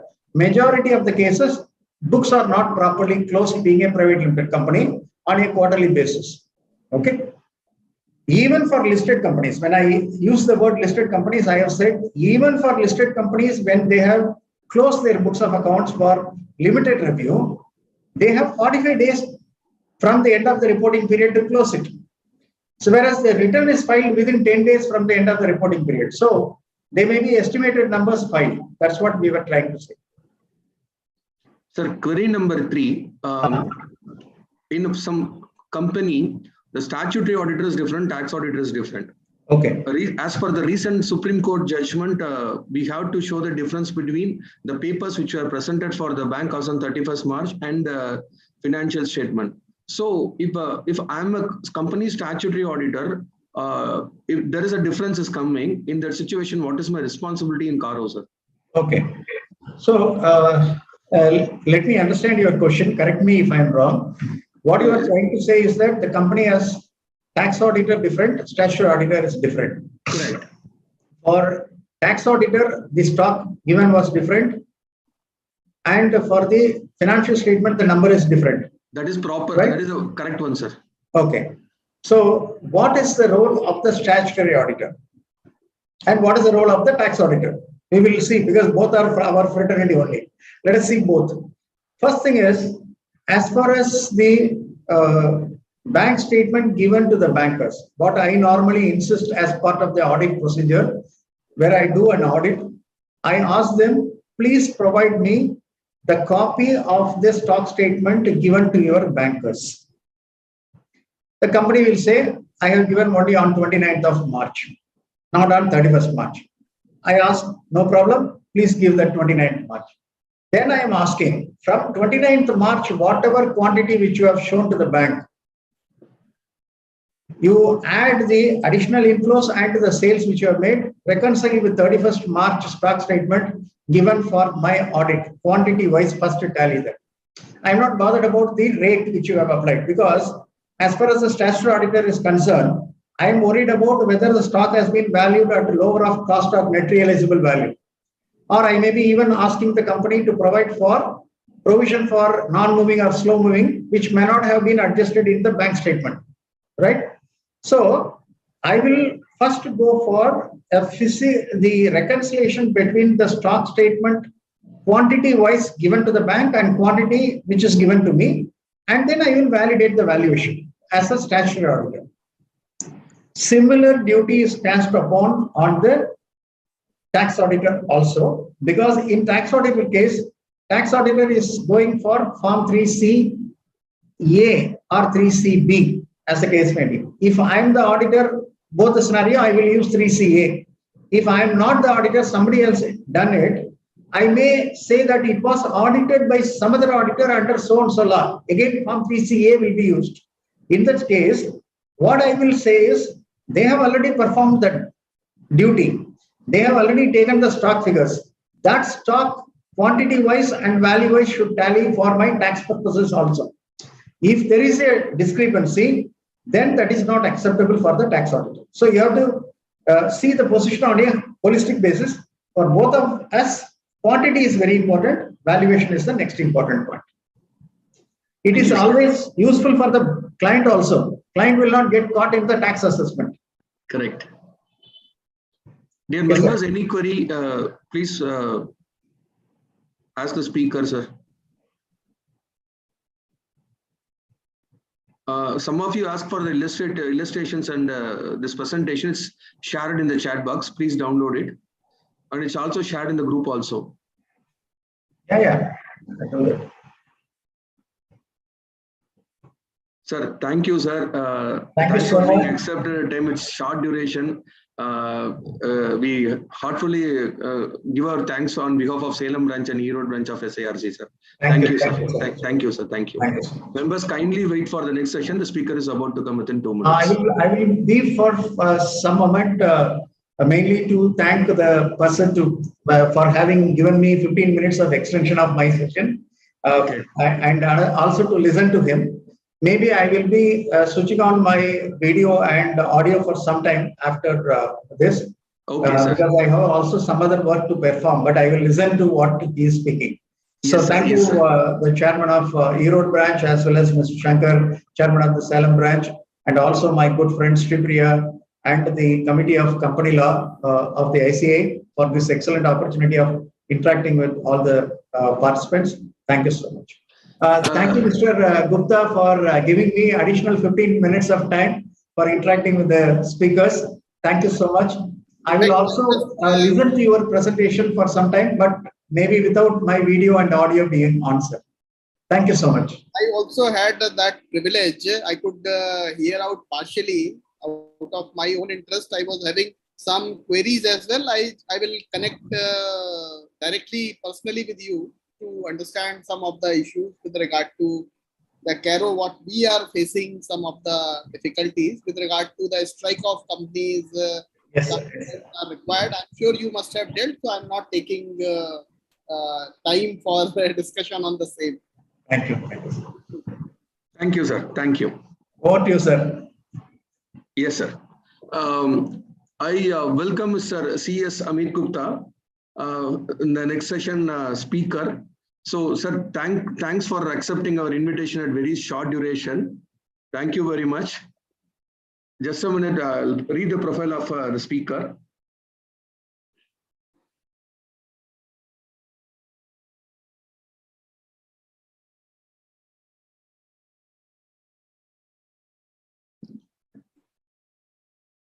So, C.S. Amit Gupta ji is a fellow member of the Institute of Company Secretaries of India, an insolvency professional, passionately engaged in the practice of profession for the last 20 years in corporate and allied laws, providing out of the box solution a complex legal and strategic management issues. He is a science and law graduate and diploma holder in banking and finance of ICAI. He was a member of Northern Indian Regional Council NIRC for the year 2015-18 and 1922, and ex officio management committee of Lucknow chapter of NIRC for the year 15-18 and 1922. Management committee member of Lucknow chapter of NIRC for the year 7-10 and 11-14, and also held the position of chairman in 11. Chairman of Research Publication Committee of NIRC of ICSA for the year 2019, and he is a member of secretarial boards for the year 17-18 and member of Auditing Standard Board for the 16, 17, 18 and 19. He is a member of Core Group on Vision New ICSA 22 for the year 17-18. He is a member of Task Force on the Corporate Law for the year 15-18, Chairman of Core Group of Corporate Law Publications for the year 18, and member of the Research Group on Companies Act of 15-18, and Chairman of Research Committee of NIRC for the year 19. He was a member of Company Law Corporate Governance Committee of the PhD Chambers of Commerce and Industry in the year 2018. He was held a member of National Council of Association of Mergers and Acquisition in the year 2016. He was a member of Law and Justice Committee of PhD Chamber of Commerce and Industry of 16. And his various contributions are as follows. He is a ICSA Premier on Company Law, a contemporary to entire 40 sections of Companies Act of 2013, and voluntary liquidation, handbook on the interim resolution professional and free FAQ on the section 8 companies, guidance note on secretarial audit and reference on the free certification of e-forms, background of National Company Law Tribunal, modern governance code for the meetings of Grama Panchayat. And his other contribution towards the profession are the visions of new ICSI 2022, complaints management and audit configurator CMAC, new syllabus for the executive and professional program, study material for the executive and professional program of ICSI syllabus. And apart from that, sir is a visiting faculty and guest faculty at various management and professional institutes as a regular speaker of MSOP, EDP seminars, conference organized by the CACWA and CS, Chamber of Commerce, University and Management Institution. With this warm introduction, I cordially invite CSIP Amit Gupta from Lucknow and a member of NIRC on behalf of Salem and Eros branch of SIRC. Welcoming you, sir. Thank you, sir. Thank you. Thanks for reading a detailed profile. That was not required. Just give me a minute to. Can you please allow me to share the? Yes, sir. Yes, sir. Sir, you are admin now, sir. Can you please check it out, please? Oh, still, I'm not. 1 minute, sir. 1 minute. 1 minute, sir.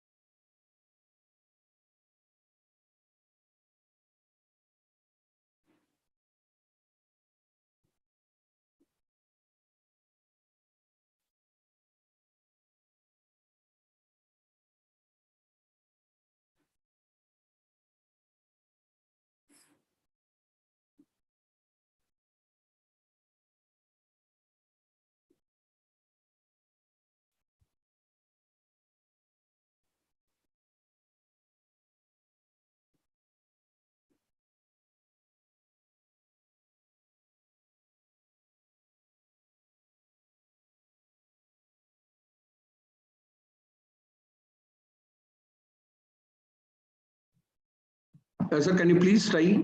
Yeah. Now I have got Yes, it. sir. Yes, sir. Yes, sir. Thank you.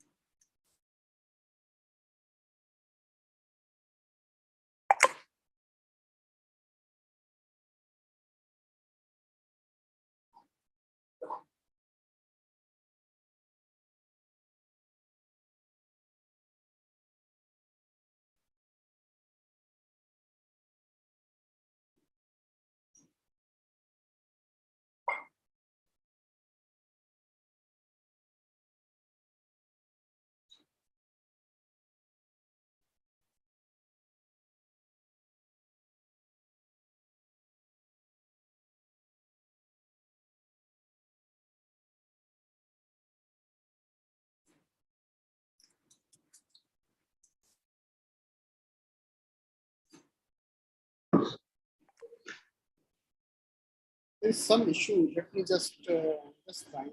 Sir, any help is required, sir? Just making one more attempt. I don't know why it is asking for my system preferences.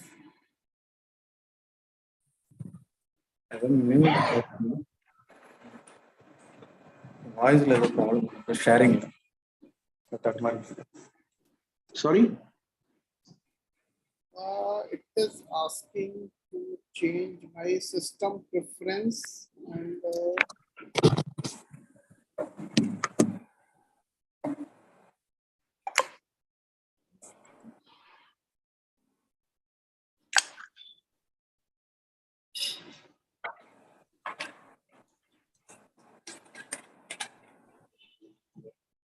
One minute, sir. I'll coordinate on this. 1 minute, please.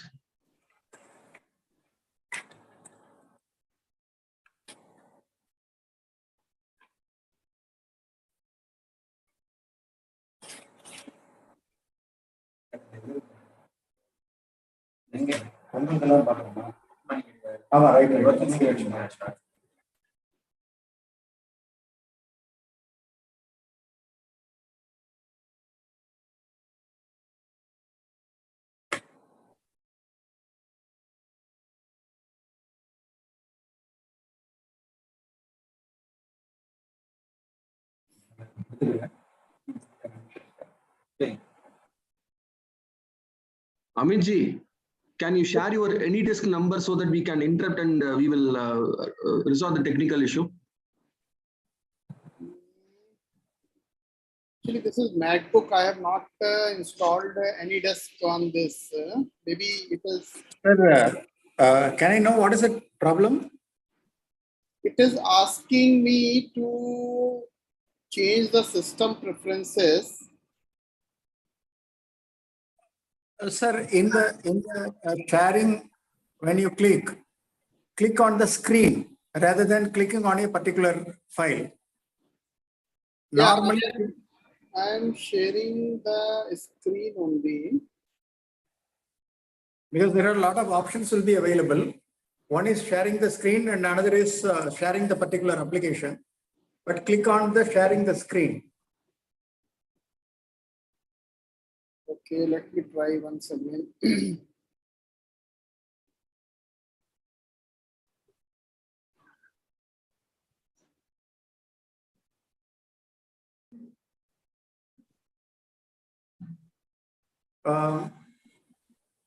Shankar sir, have you made him as a co-host or given a Yes, sir. Yes, sir. Satish sir has done the same, sir. You are the host?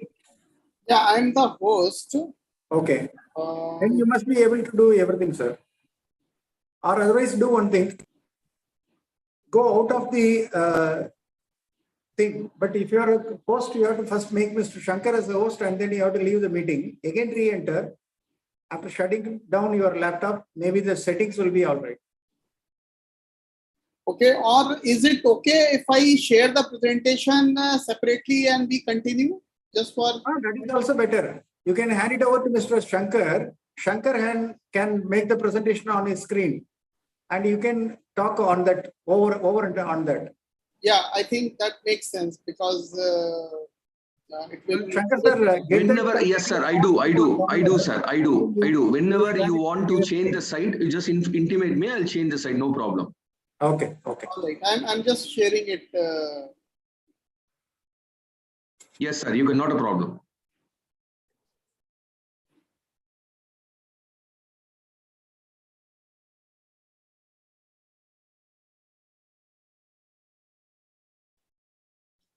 Sir, you send me in the box, chat box, so that I can download it and I will present the same, sir. All right.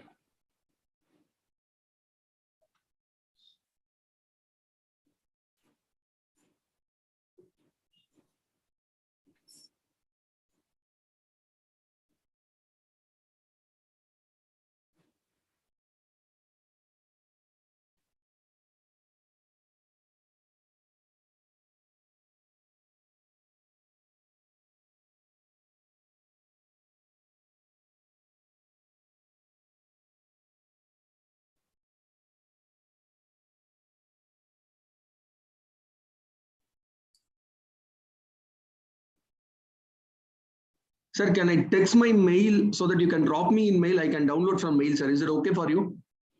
Yeah, but otherwise I have shared just on the chat box also.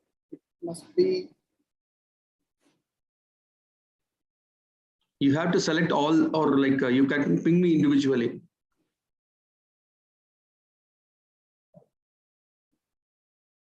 Satish, ஒரு நிமிஷம் நான் பார்த்துட்டு இருக்கேன்.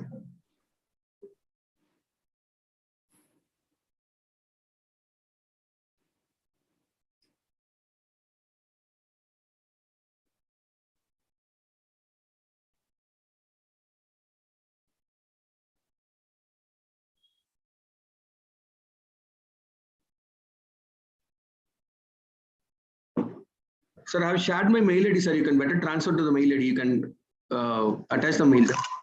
Okay, all right. You have sent me WhatsApp, no? SMS, normal SMS.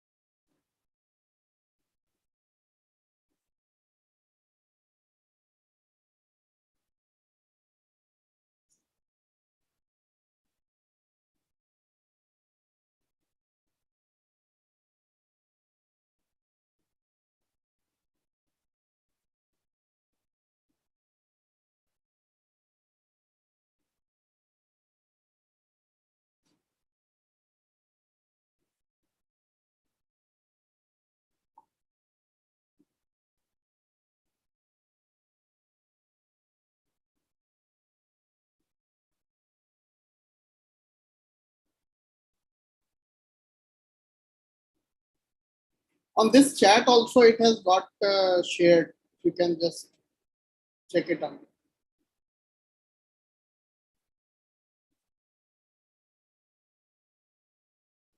I got it, sir. 1 minute. I'll display the same. 1 minute. All right. So I'll begin. Meanwhile, you can just... Yes, sir. You can start, sir. I'll share. All right.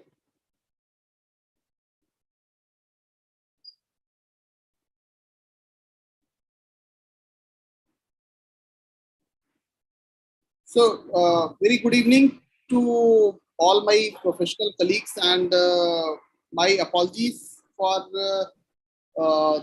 bit of delay on beginning of this discussion on this very important subject, what Erode branch has chosen for discussion today, that is on exemptions to the private companies and the one-person companies. The discussion that I am having today is primarily divided into 4 parts. I will spend some 10 minutes time on the changing dynamics as to why this discussion on exemptions to a private company is so very important. What has undergone change? What is the ease of doing business mantra that the government is doing? And how we all professionals can benefit out of this all understanding, right? It will take, this discussion also has maybe 3-4 parts. The changes what MCA has done recently, and also the adjudication proceeding what MCA has initiated, compounding proceeding, how the offenses are going to taken up. I think I'll spend a bit of time on these aspects also to help us understand as to where we are going forward. Because understanding a particular exemption is not a rocket science. Now, as a professional, each of you are having some 5-10 years of standing, and reading a bare plain vanilla provision, I'm not going to do any extra effort to make you understand as to what the exemption is. I'm sure if you read the provision, you will be able to. But nevertheless, we will understand and discuss what the dynamics is changing and why these all exemptions to the private limited companies and OPCs are becoming so very important for all of us. Then we'll come to discuss. Sorry for intervening you. Sir, the file what you have sent is damaged. One could not able to open it. Leave that. I think let's continue with the discussion. Fine, sir, okay. I will be in any case be sharing. I'll not be touching more from the presentation, but I'll be touching, in any case, I'll share that. So don't worry. Done, sir. Done, sir. Thank you. Focus on what I'm saying. I think words are more important than what the eyes will be seeing on the screen. So you just concentrate what I'm going to speak. I think it will be perfectly all right. So the first discussion that I'm going to spend 10-15 minutes, that is on the changing dynamics, will be covering the journey, what was the law in 56, how the law has undergone change, and in the change dynamics, why these exemptions are important. So I want to show you the exemptions from the lens of the changing dynamics. That is the attempt that I'm going to make in another hour time. And certainly we'll go through the couple of exemptions what private companies are enjoying, and I'm sure 99% exemptions you are aware, but still for sake of repetition and rehearsing we will do that. And also the exemption what small companies and OPCs are getting. So my exemptions are divided into 2 parts. One which is available to all private limited companies, 2 which is available to only small companies and one-person companies. So which are small company and which are one-person company, we will understand while we progress. And lastly, we will have a question answer, maybe some 10 minutes time as the time schedule permits. As of now, we will go into those question answer also. We will take up the questions from your side and understand what their answers could be. Now, why dynamics is changing? The dynamics is changing because there is a MCA version 3. Don't talk that what are the challenges which are going on in the MCA version 3. Those are all intermittent. We all understand the country is struggling from MCA V3 version, which has been launched somewhere in February 2022. Unfortunately, the launch has not been very successful, and we are all countries struggling with the version 3 because of the hiccups and the problem. But I'm sure these problems will be sorted out by the ministry.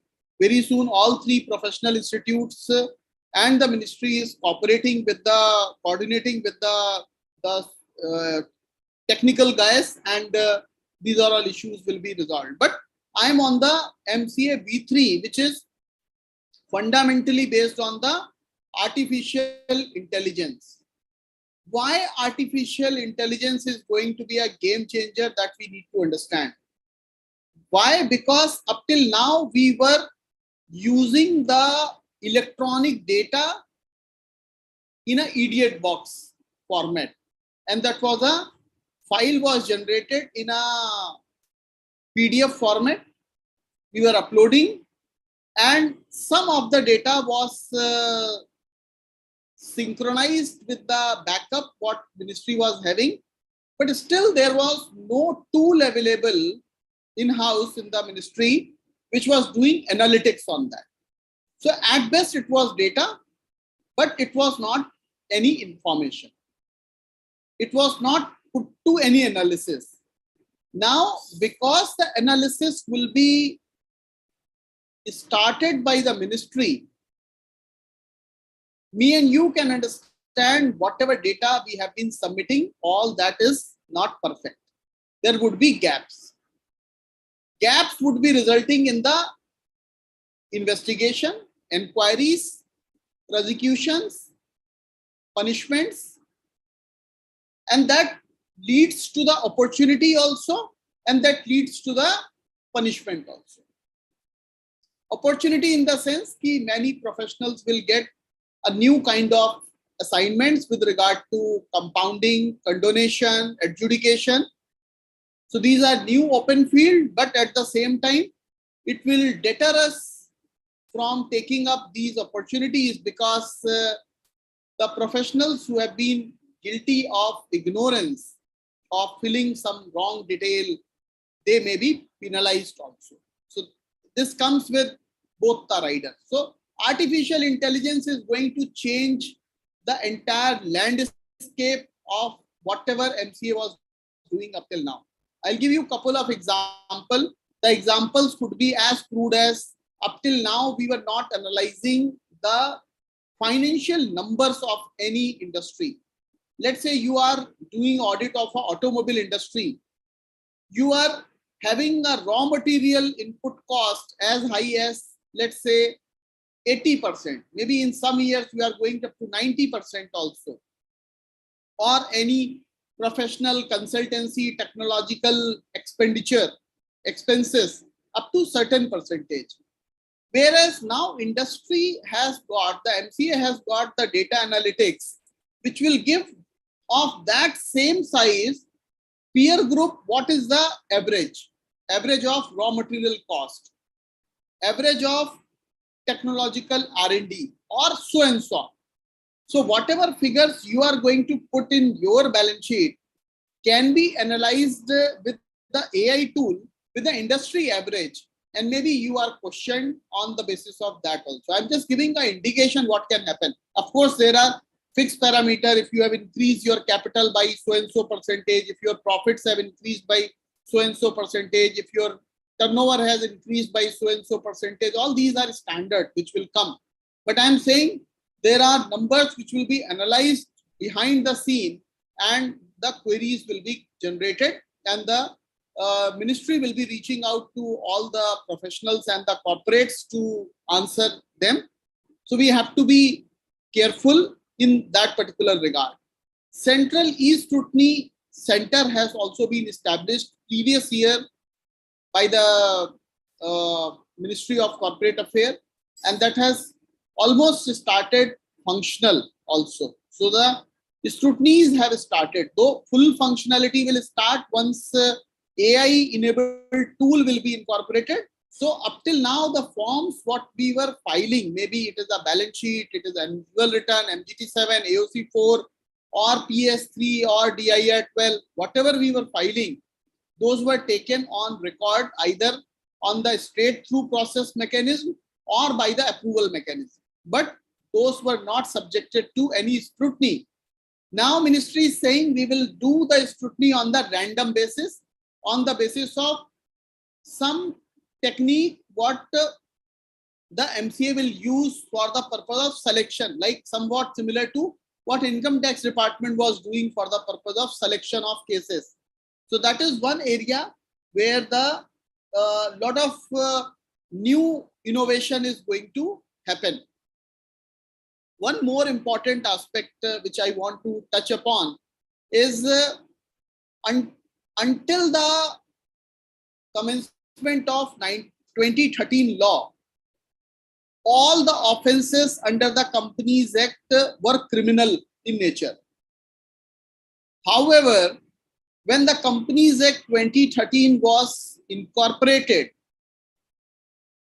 many offences were shifted from criminal to civil. And for the first time, the concept of civil adjudication was incorporated in the Companies Act. So first concept, under 56 law, all offences were criminal. In 2013 law, many offences were civil, many were criminal also. There was a mix. So wherever the offence was punishable with fine, it was considered as criminal. Wherever the term penalty was used, it was considered as civil offence. So civil offence means you can go to adjudication process. That is, the administrative machinery will come into picture and the adjudication process can take place. Whereas if it is a criminal offence, you know, the criminal trial is required to take place. Under the new jurisdiction, that is under section 435, all offences which are criminal in nature will be required to be tried before the special court, 435. So if your offence is punishable with fine, if it is criminal, it will go to special court. Otherwise, the ROC will have the power. Now you will be able to understand as to what government was trying to do in the last 3-4 years. When the Companies Amendment Act 2018 came, after that Companies Amendment Act 2020 came, and as many as 40 offences, more than 40, rather 42 offences were decriminalized. We were all feeling happy that government has done a lot of good favor for us, that the criminality of the offence has been removed. While on one hand, it is true that criminality has been removed and the offence has been made civil. You will not be put behind the bars. But the civil angle is leading to the conclusion that now the government will launch the e-adjudication process, which will be a very akin to the process of assessment what income tax department has been doing. That is a faceless assessment type. What will happen?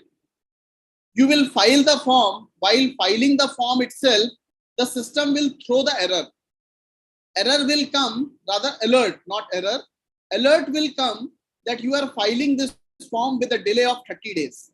Are you aware that the Ministry of Corporate Affairs can initiate the adjudication proceeding in terms of the provisions of section 454 and the penalty of so and so amount can be levied?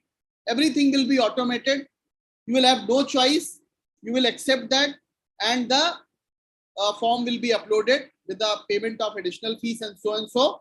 And after that, the email communication will come on your inbox. And that's why the KYC exercise has been done by the government for the past 4-5 years, if you recall. So KYC exercise was done to collect the database to enable the launch of this e-adjudication process. So as soon as you file the form, the scrutiny will be done and the system will automatically flash the notice on your portal, on your email, and you will be given a 15 days time to reply. If there is a delay, you don't have any valid reason as to why you have delayed. In most of the cases, you will have no defense. And wherever the penal provisions are there, there can be three types of penal provision. One penal provision can be, you can be levied, the ROC can levy a penalty up to rupees 1 lakh. So there the ROC will use their discretion, but majority of the places, the fixed amount of penalty has been prescribed, maybe 5 lakh rupees for offense, and then 10,000 rupees, 5,000 rupees for each day of default. So if you delay for 10 days, so 5 lakh rupees plus 5,000 rupees into 10, 50,000. So 5 lakh 50,000 will be a flat penalty which will be levied, and this will be basis per director and a company. So maybe what I am trying to indicate is, on one hand, the criminal offense was good because the prosecutions were less. Now it has converged to a civil offense because it is easy mechanism for the government to prosecute. Number of cases would be high. Number of cases would be high. Amount of penalty which will be levied, which will now be actually be realized that how big quantum the fine the Ministry of Corporate Affairs has prescribed in the Companies Act 2013. Because the changes what Companies Act 2013 did in 2014, we were not realizing because the burden was not being proved in the society. Because there was no one who could be levied with all these fines and penalties, cases were less. So the repercussions were not there in the society. So message that I wanted to give is, on one hand, the decriminalization has been a very boon for the society. On the other hand, we must also realize that the decriminalization has resulted into a shift of gear. And shift of gear is the speed at which the prosecution will take place and the penalty will be levied. So in this backdrop, these changing dynamics paradigm, I wanted to discuss the exemptions. So the exemptions what the private companies have got are really, really very important. So we must appreciate the background, we must understand, we must appreciate the change, what has happened.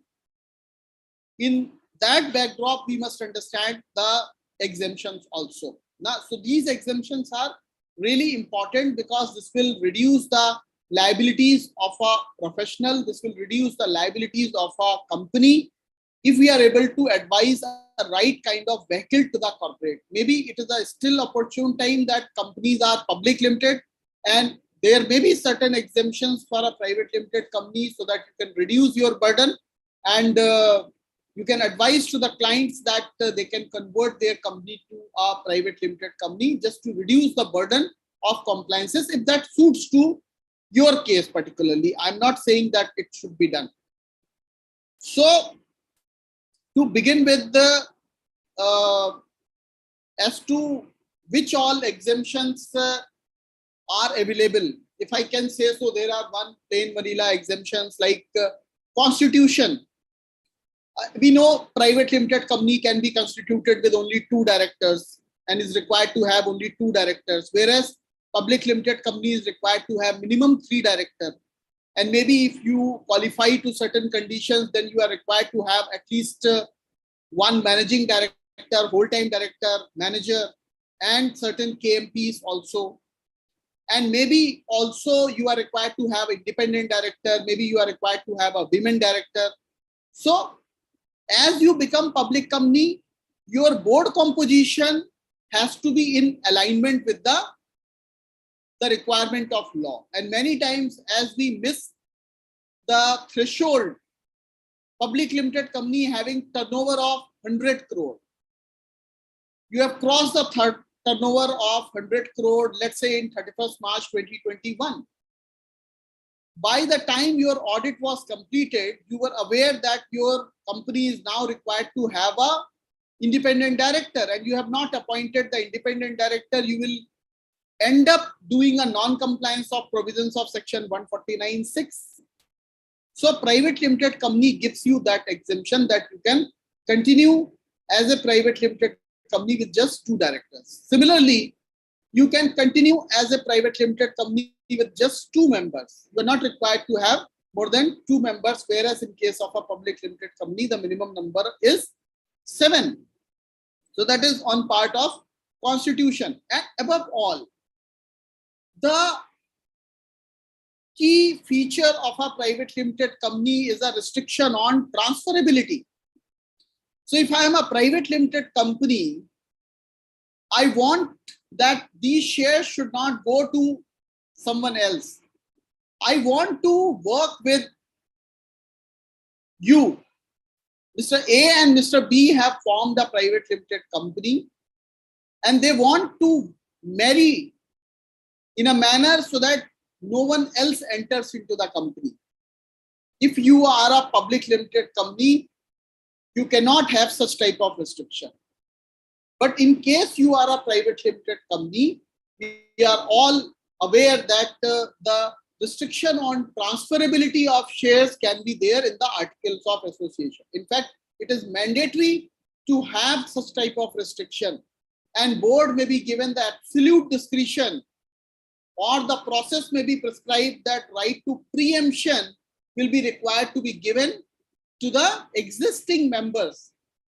So if there are, let's say, 2 members or 3 members or 5 members, so if A wants to exit from the company, the offer has to come to company, and then company will in turn be giving the offer to B, C, D, E. And if B, C, D, E are interested in buying those shares at a price what has been offered, then B, C, D, E will acquire those shares. Otherwise, in exceptional situation, the board may allow the entry of a new person. This is to just facilitate that I don't want to work with the strangers. Whereas such type of luxury is not available in case of a private limited company. This is especially very helpful in case of a joint venture. So the advice of a professional is really very important. Many times, because we have chosen a wrong vehicle for doing a business, we are ending up doing a lot of non-compliances. We were intending to form a joint venture. Then why we have gone for, and we wanted to protect both of the partner, but still we have chosen a public limited company. So by choosing yourself as a public limited company in a JV, you are doing a suicide. Now JV partner don't want to give a right to anybody else to enter into as a member, into a company as a member. Then what will happen?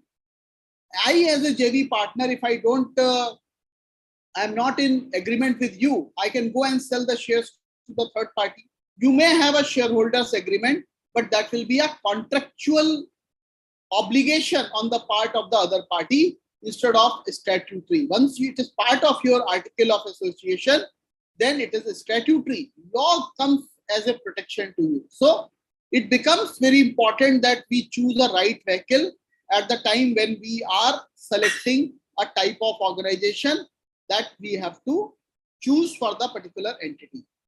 As we were discussing about the board composition only, so private limited company is not required to have an independent director. Whereas in case of a public company, if you have a paid up capital of 10 crore, turnover of 100 crore, or your borrowings are 50 crore, any of the 3 things are breached, you are required to have an independent director. And not only you are required to have an independent director, in certain situation, you may be required to have a 1 women director also if you are a public limited company. And the criteria is that as soon as you have a capital of 100 crore and turnover of 300 crore. And there may be many public limited company which will be falling into that criteria. But if you are a private limited company, maybe your turnover is 1000 crore, does not matter. any of these requirements with regard to the independent director, with regard to the women director, will not trigger on you at all. Similarly, the requirement with regard to the committees, like in public limited company, if you are having a paid up share capital of 10 crore, turnover of 100 crore, borrowings of 50 crore outstanding at any point of time in the previous year, you are required to have an audit committee. You are required to have a nomination remuneration committee. Your related party transactions are required to pass through the audit committee. But if you are a private limited company, no matter what your capital is, no matter what your turnover is, you will be free from these committees, not only audit committee and nomination remuneration committee, but a stakeholder relationship committee, which is required to be constituted if you are having more than 1,000 members. In any case, private limited company cannot have more than 200 members. So you are not required to have even a nomination, even the stakeholder relationship committee. Similarly, certain listed entities are, the public limited listed entities are required to have a risk management committee. Top 1,000 companies with the market cap. Those are required. But if I am a private limited company, I will not be falling in that radar. Only exception is that if I am a private limited company and my debt is listed on the stock exchange, because now NCDs can be listed on the stock exchange. And if my NCDs are listed and the corpus of that NCD is 500 crore or more, then I will become high value debt listed entity. And in that case, the provisions of these corporate governance requirements with regard to the independent director, with regard to the audit committee, with regard to nomination remuneration committee, stakeholder relationship committee, and the risk management committee will become applicable. That is the only exception, but that's a far-fetched, but I'm just telling for the information purpose. Similarly, even if the provisions of corporate social responsibility are applicable on your company, you will still be not required to have a independent director in composition of CSR committee. You can have the CSR committee with just 2 board members. You are not required. And even if, and moreover, if your CSR amount required to be spent is less than 50 lakh in a year, then you are not required to constitute the even CSR committee also. That's for all, not only for private limited company. But yes, the difference is that you are not required to have a independent director. Similarly, on the statutory audit, the provisions of section 139(2) with regard to the rotation of auditor, on which companies this provision is applicable. It is applicable on all public limited companies which are having your paid up share capital of 10 crore or more, or the borrowings from the banks and the financial institution or the public deposits 50 crore. Then if you meet any of these criteria, then you are required to have a compulsory rotation of a statutory audit. What does that mean?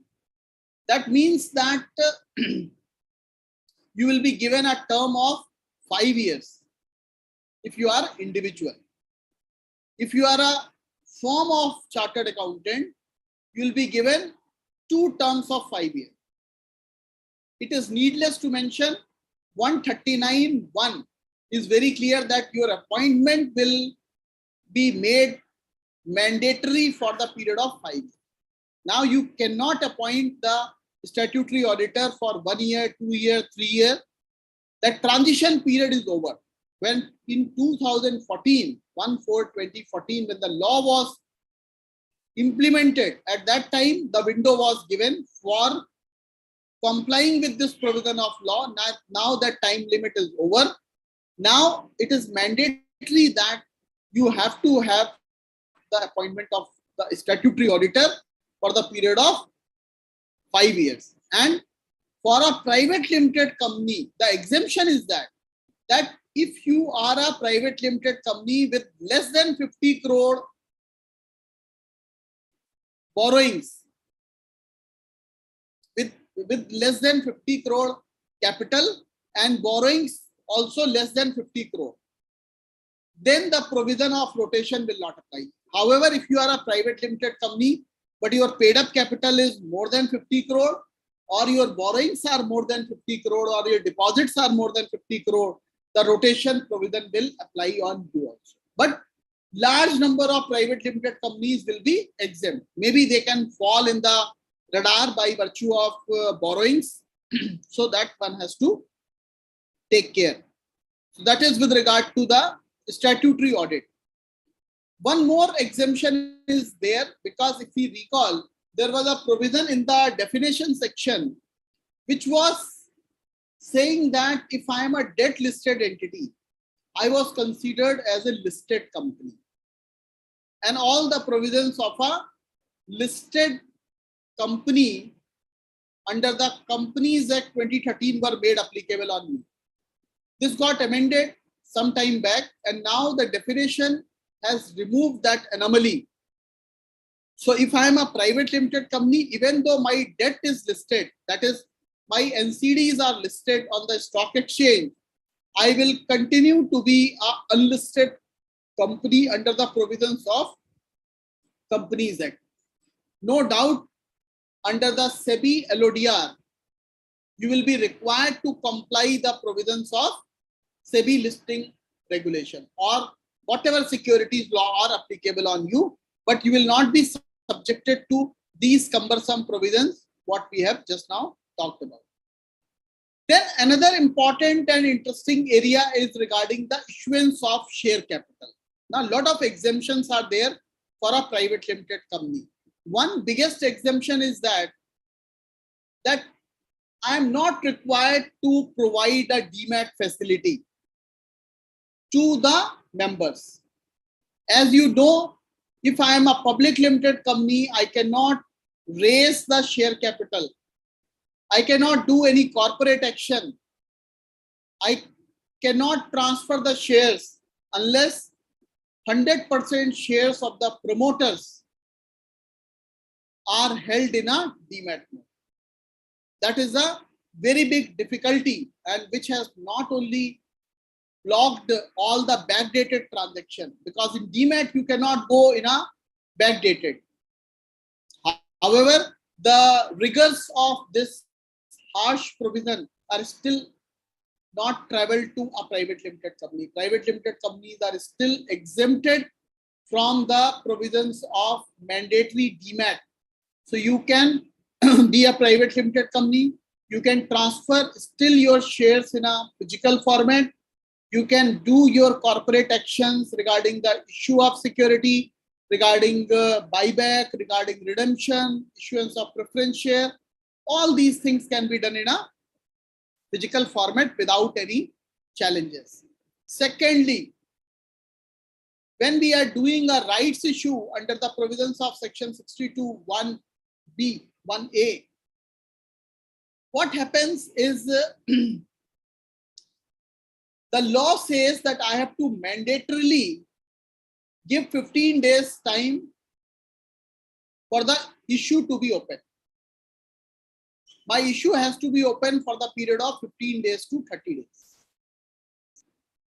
And when I can open the issue, I have to compulsorily communicate by way of speed post, registered post, or email to all my existing shareholder, and 3-day time has to be given for the purpose of communication. That is compulsory. However, last year when 2020 amendment came, there is a relaxation and the time has been reduced to 7 days for a public limited company. For a private limited company, the exemption notification was given on 5th June 2015. And that exemption notification says that if 90% of members give their consent in writing, then you can waive off these 2 periods. That you can open the issue for 1 day and you need not give 3-day waiting period also. So today we have a board meeting. I can offer the security to my right, to my existing shareholder, and I can receive the money also on the same day, and I can do the allotment also. So practically, because your consent will be available of the existing shareholder more than 90% in case of a private limited company, so you are given that liberty that you need not wait for a longer period, as is applicable in case of a public limited company. So that's a quite handsome relaxation. Those companies who are doing the raising of capital quite often, they find it very useful as far as the raising of capital is concerned. One very small exemption is further there, that if a private limited company wants to make a issuance of employee stock option scheme, so generally we are required to pass the special resolution. In case of a private limited company, we are required to pass only the ordinary resolution. So you know, in case of ordinary resolution, the vote casted in favor should be more than vote casted against. So if 10 are in favor, if 10 are in against, if I have 11 votes in favor, my resolution is passed. In a special resolution, you need 3 times more votes, then your resolution is passed. So if 10 are in against, then you need 30 to get the resolution passed. So you can understand how big relaxation this could be in certain cases. Now, there is one more possibility, though many companies have not done so, because the provisions regarding the kind of share capital are not applicable on a private limited company. So I can see an academic discussion on a point that there could be a capital in form other than equity or preference. Now, what it could be is still maybe a debate, but certainly some options can be coined tomorrow to have a new kind of structures in place where a private limited company is coming out with a new kind of share capital, which is other than equity or preference also. Another important feature, I think, which I like, one of the most important provision, because you know how important is the role of a preference share capital in structuring your share capital and doing a transaction, especially where joint ventures are there, holding subsidiary relationship are there, or where the lot of group companies are there, where the money flows across the channel in between the group, right? So there, one of the preferred mode of capital infusion is the preference share capital. Only one limitation comes when we issue the preference share capital is a provision of section 47. And 47 is with regard to the voting right. 47 says that if dividend remains unpaid for the period of 2 consecutive financial years, then the voting right will arise to the preference shareholder also.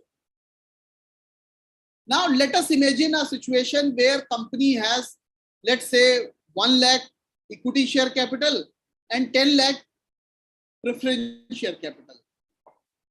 And let us say preference share capital is held by entity A and B limited is your, B private limited is your subsidiary company, is down below. So, but because your equity capital is only 1 lakh and total capital is 11 lakh, and the other company A limited is holding preference share capital on which the voting right is not there. So now subsidiary is based on the criteria of voting right.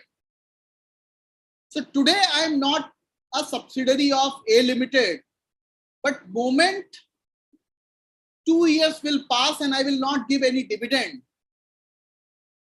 B limited will become subsidiary of A limited. And this can change the entire structure, it can change the entire compliance regime, because the consolidation of accounts may be required to be done. Layering of subsidiary rules may become applicable. And so many other provisions will be required to be checked by the auditor. To overcome this provision, a marvelous exemption has been given. In fact, in the year 2015 itself. And that exemption is that in case of a private limited company, by amending your article of association, you can provide that there will be no voting right on the preference shares, even after default in payment of dividend for 2 consecutive years, leading to a solution to a problem what industry was facing. The problem was that voting right trigger makes the other entity as a subsidiary. Now, because the voting right will not trigger, the entity will remain your investee company but will not become subsidiary. So you enjoy all the advantages with no extra cost. So that's a very good point for the purpose of planning your capital structure in a organization. Now, related party transaction is one more area where a lot of exemptions have been given to a private limited company. One, we discussed that audit committee will not be there.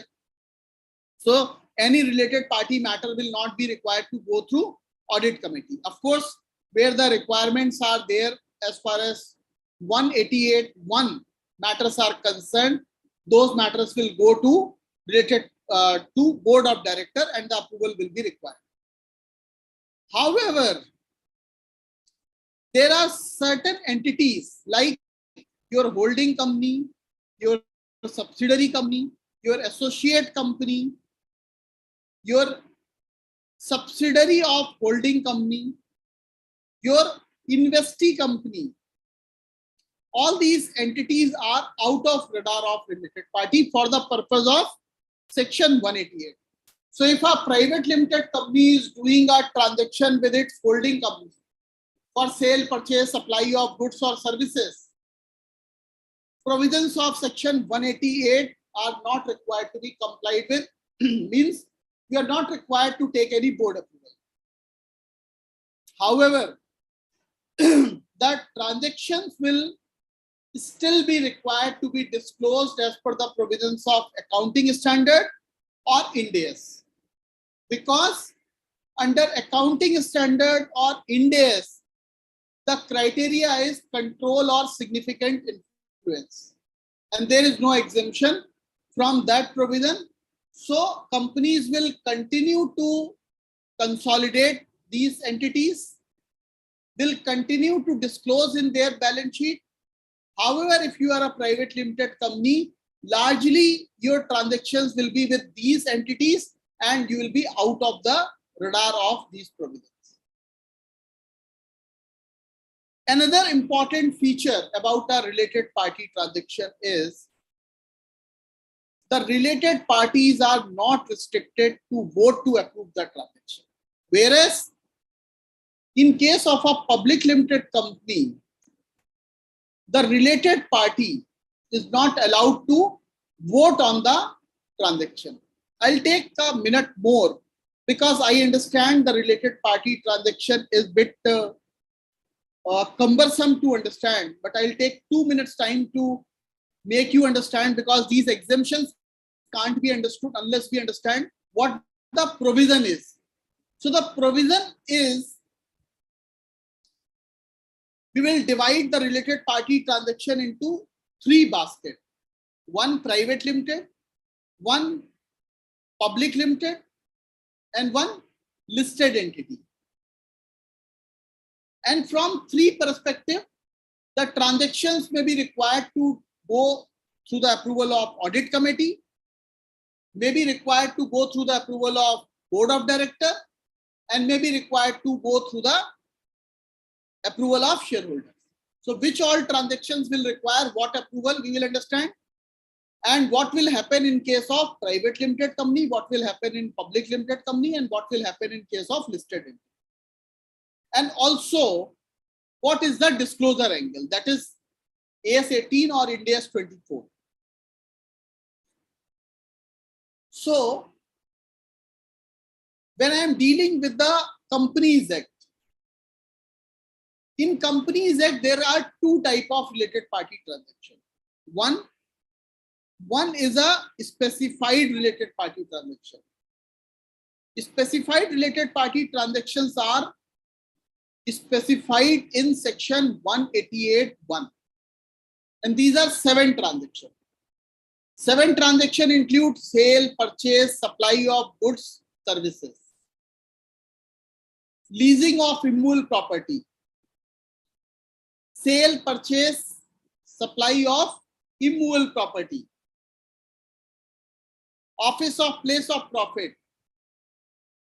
So these are some 7 activities which are covered in 188. If your transaction relates to any of these items, and you are a private limited company, audit committee is not applicable, and you are into doing these type of transaction, what we just now discussed, 7 transactions, you will be required to take a board approval. Because audit committee is not there, so audit committee approval is not required. But you are doing sale, purchase, supply of goods or services, you are required to take the approval of board. However, board approval will also be exempted if your transaction happens to be in the ordinary course of business and at arm's length. Both conditions are mandatory. Ordinary course of business and at arm's length. Then you are not required to have a board approval also. Now, we move one step further. If your previous year turnover was 100 crore and current year purchases from your managing director is, let's say, more than 10 crore, you are required to go to shareholder also for the purpose of approval. So in case of private limited company, we understood no audit committee, no approval. Board approval required for these 7 transactions, and for these 7 transactions only you are required to take the shareholder approval if you do transaction more than 10% of previous year turnover. Straight as simple. If you are a public limited company, and I presume that you qualify in the audit committee criteria, that is, you have a paid up capital of 10 crore, turnover of 100 crore or more, or your borrowings are 50 crore or more. Audit committee will be mandatory, and you are doing any transaction, including these transactions, these 7. Other transaction could be what? You are taking a loan, you are giving a loan, you are taking a guarantee or giving a guarantee, right? Payment of remuneration. All these transactions will come in the other related party transaction. You are required to take approval of audit committee also, right? Board approval in any case will be required, as we discussed, unless your transaction is in the ordinary course of business and at arm's length. Shareholder approval will also be same. Shareholder approval will be required if your proposed transaction is more than 10% of the total turnover of the previous year. Now, in case of a private limited company, the related party was not restricted to board. Now, in this case, company ABC Limited wants to purchase the raw material from its managing director, who is Mr. A. And Mr. A is a shareholder, wife of Mr. A, Mrs. B is a shareholder, and his child, Mr. C, is a shareholder. Only Mr. A is restricted to vote on this resolution if you are a public limited company. If you are a private limited company, Mr. A also can vote. That is the only difference. Now we stretch this situation to a listed entity. If you are a listed entity, the provisions of SEBI LODR will become applicable. all three A, B, C will be restricted to vote to approve the transaction. That is the some crux of discussion with regard to related party transaction. There is nothing more, nothing less to understand about the related party transaction. Who will be approving authority? Audit committee, board, shareholder. What will happen in private limited? What will happen in public limited? What will happen in the listed entity? We have all understood. Disclosures will be as per accounting standard, whether AS or Ind AS. One more aspect is there, that is the disclosure of interest. If you are a private limited company, disclosure of interest, we understand every director is required to make a disclosure of interest at the beginning of the year, and that is required to be taken on the note in the first meeting of the board in which the person participates. There is one more disclosure which is coming in 184(2), and that says that if I am an interested director, then I will make disclosure during the discussion and I will not participate. Now here also, if I am a private limited company, I am allowed to participate after making disclosure. So in a board meeting where only husband, wife are director, and I am doing a related party transaction with a husband, husband can make a disclosure, rather both will be interested, both can make a disclosure, it will be recorded in the minutes, and both of the parties can vote on the resolution. But if this is a public limited company, they cannot vote, the matter will be required to be referred to the general body because they both are interested. Now, if this happens to be the related party transaction which are covered in 188 item, if you are a public limited company or you are a listed entity, you are restricted not only to avoid the discussion and voting, but you also have to go out of the meeting. So going out of the meeting is only limited to a public limited company and in respect of items which are covered in 188, not in respect of other items. So these are the 4 or 5 points with regard to the related party. If you have understood, you will never do any kind of mistake with regard to the related party. Now I'll take one more important area, that is regarding the deposits. A lot of exemptions are there in respect of deposits to a private limited company. One very commonly known is I can take a loan from a relative of private limited company director, which is not available in case of a public limited company. If I'm a public limited company, I cannot take a borrowings from a relative of director. I can take though from the director, but I cannot take from relative of director. Secondly, if I am a private limited company, up to 100% of paid up share capital, free reserves and the securities premium account.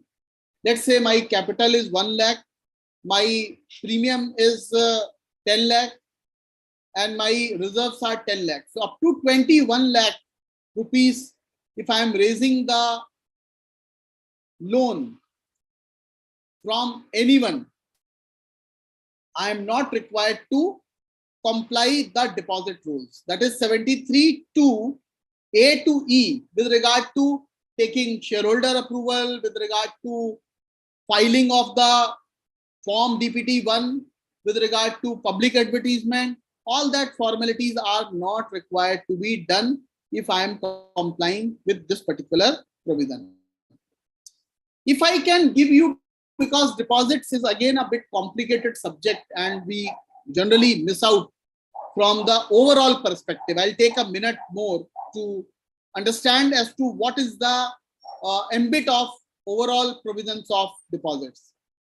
So under the 56th law, the provisions with regard to deposits were quite simple, though were made cumbersome over a period of time. The provisions has a history from 1975, and more earlier it was regulated by the Reserve Bank of India.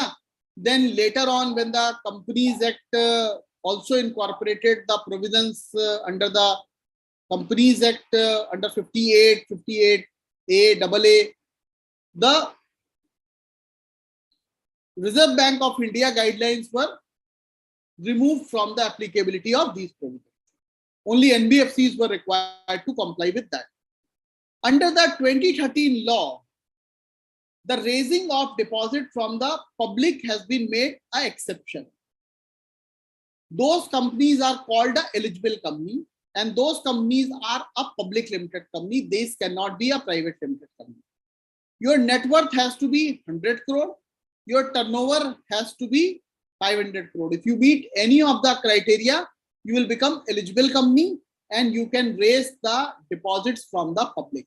No other company can raise the deposit from the public. That is rule number 1. Now, if you want to raise the deposit, that is public companies which are other than eligible company, they can raise the money from the members. Please understand, eligible company can raise from public. The companies which are public, not private, which are other than eligible company, can raise the deposit from their members. But they have to comply 73 to A to E, whatever it is.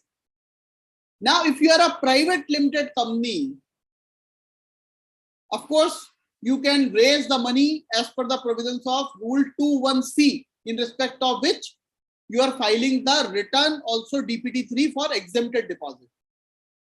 But from whom I can raise the money? Can I raise the money from a member?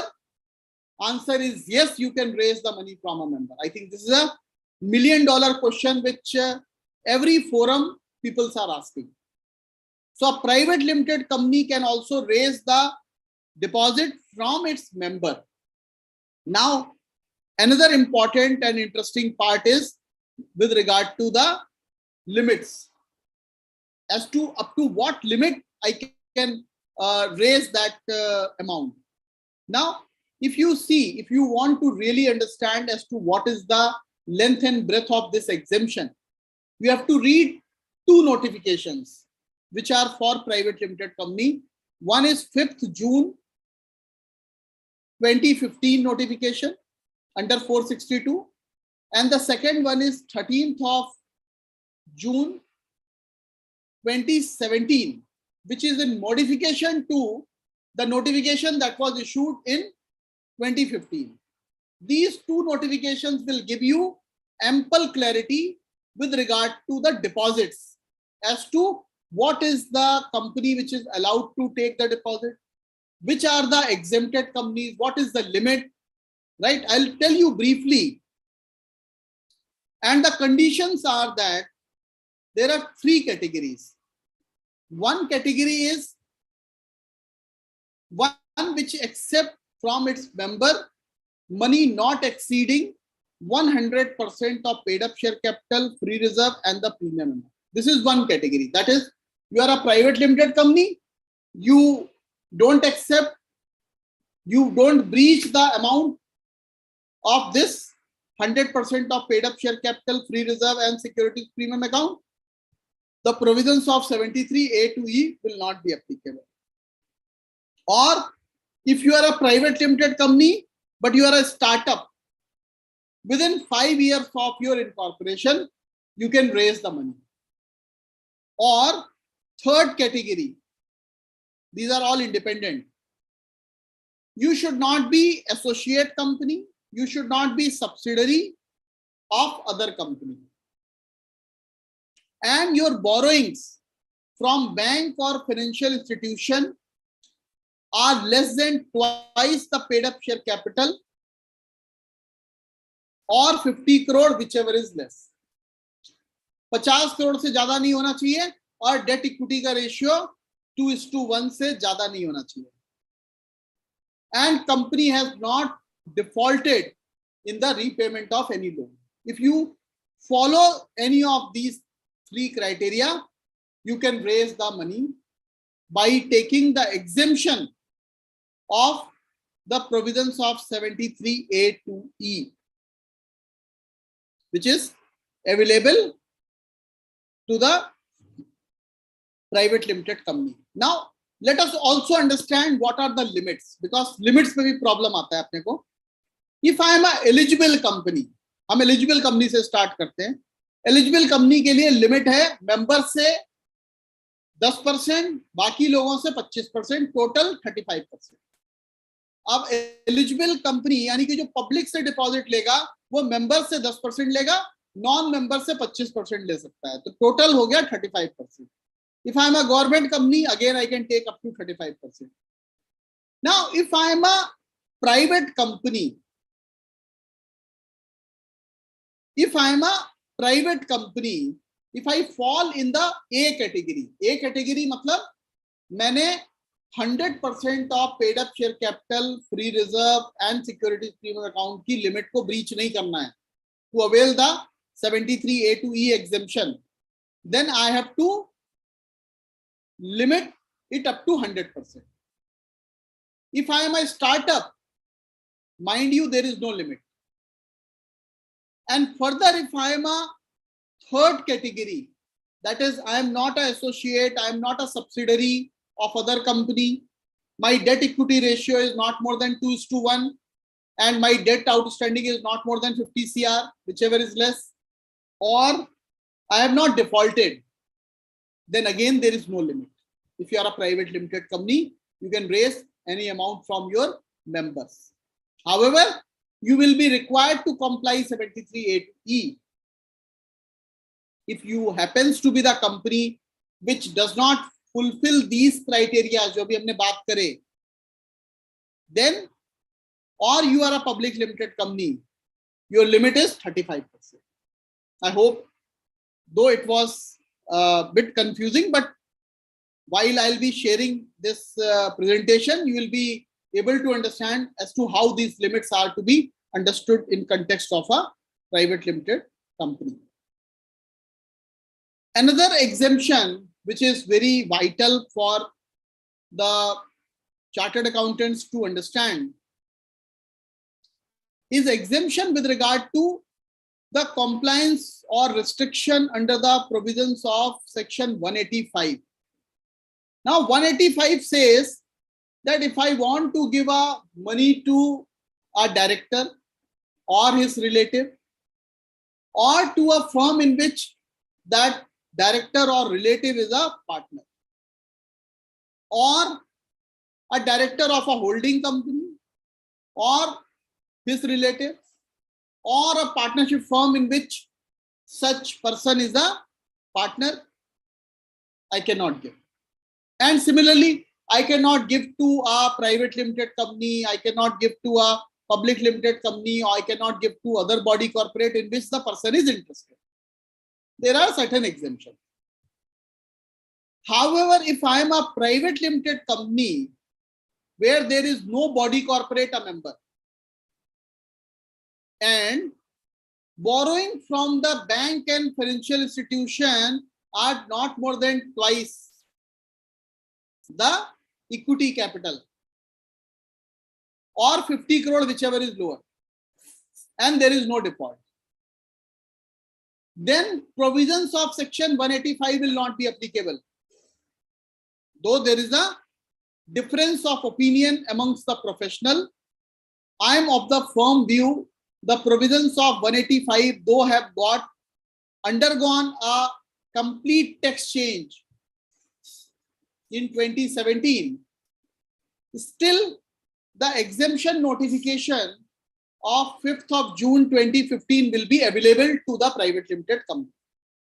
That is another important exemption which is available to a private limited company. Then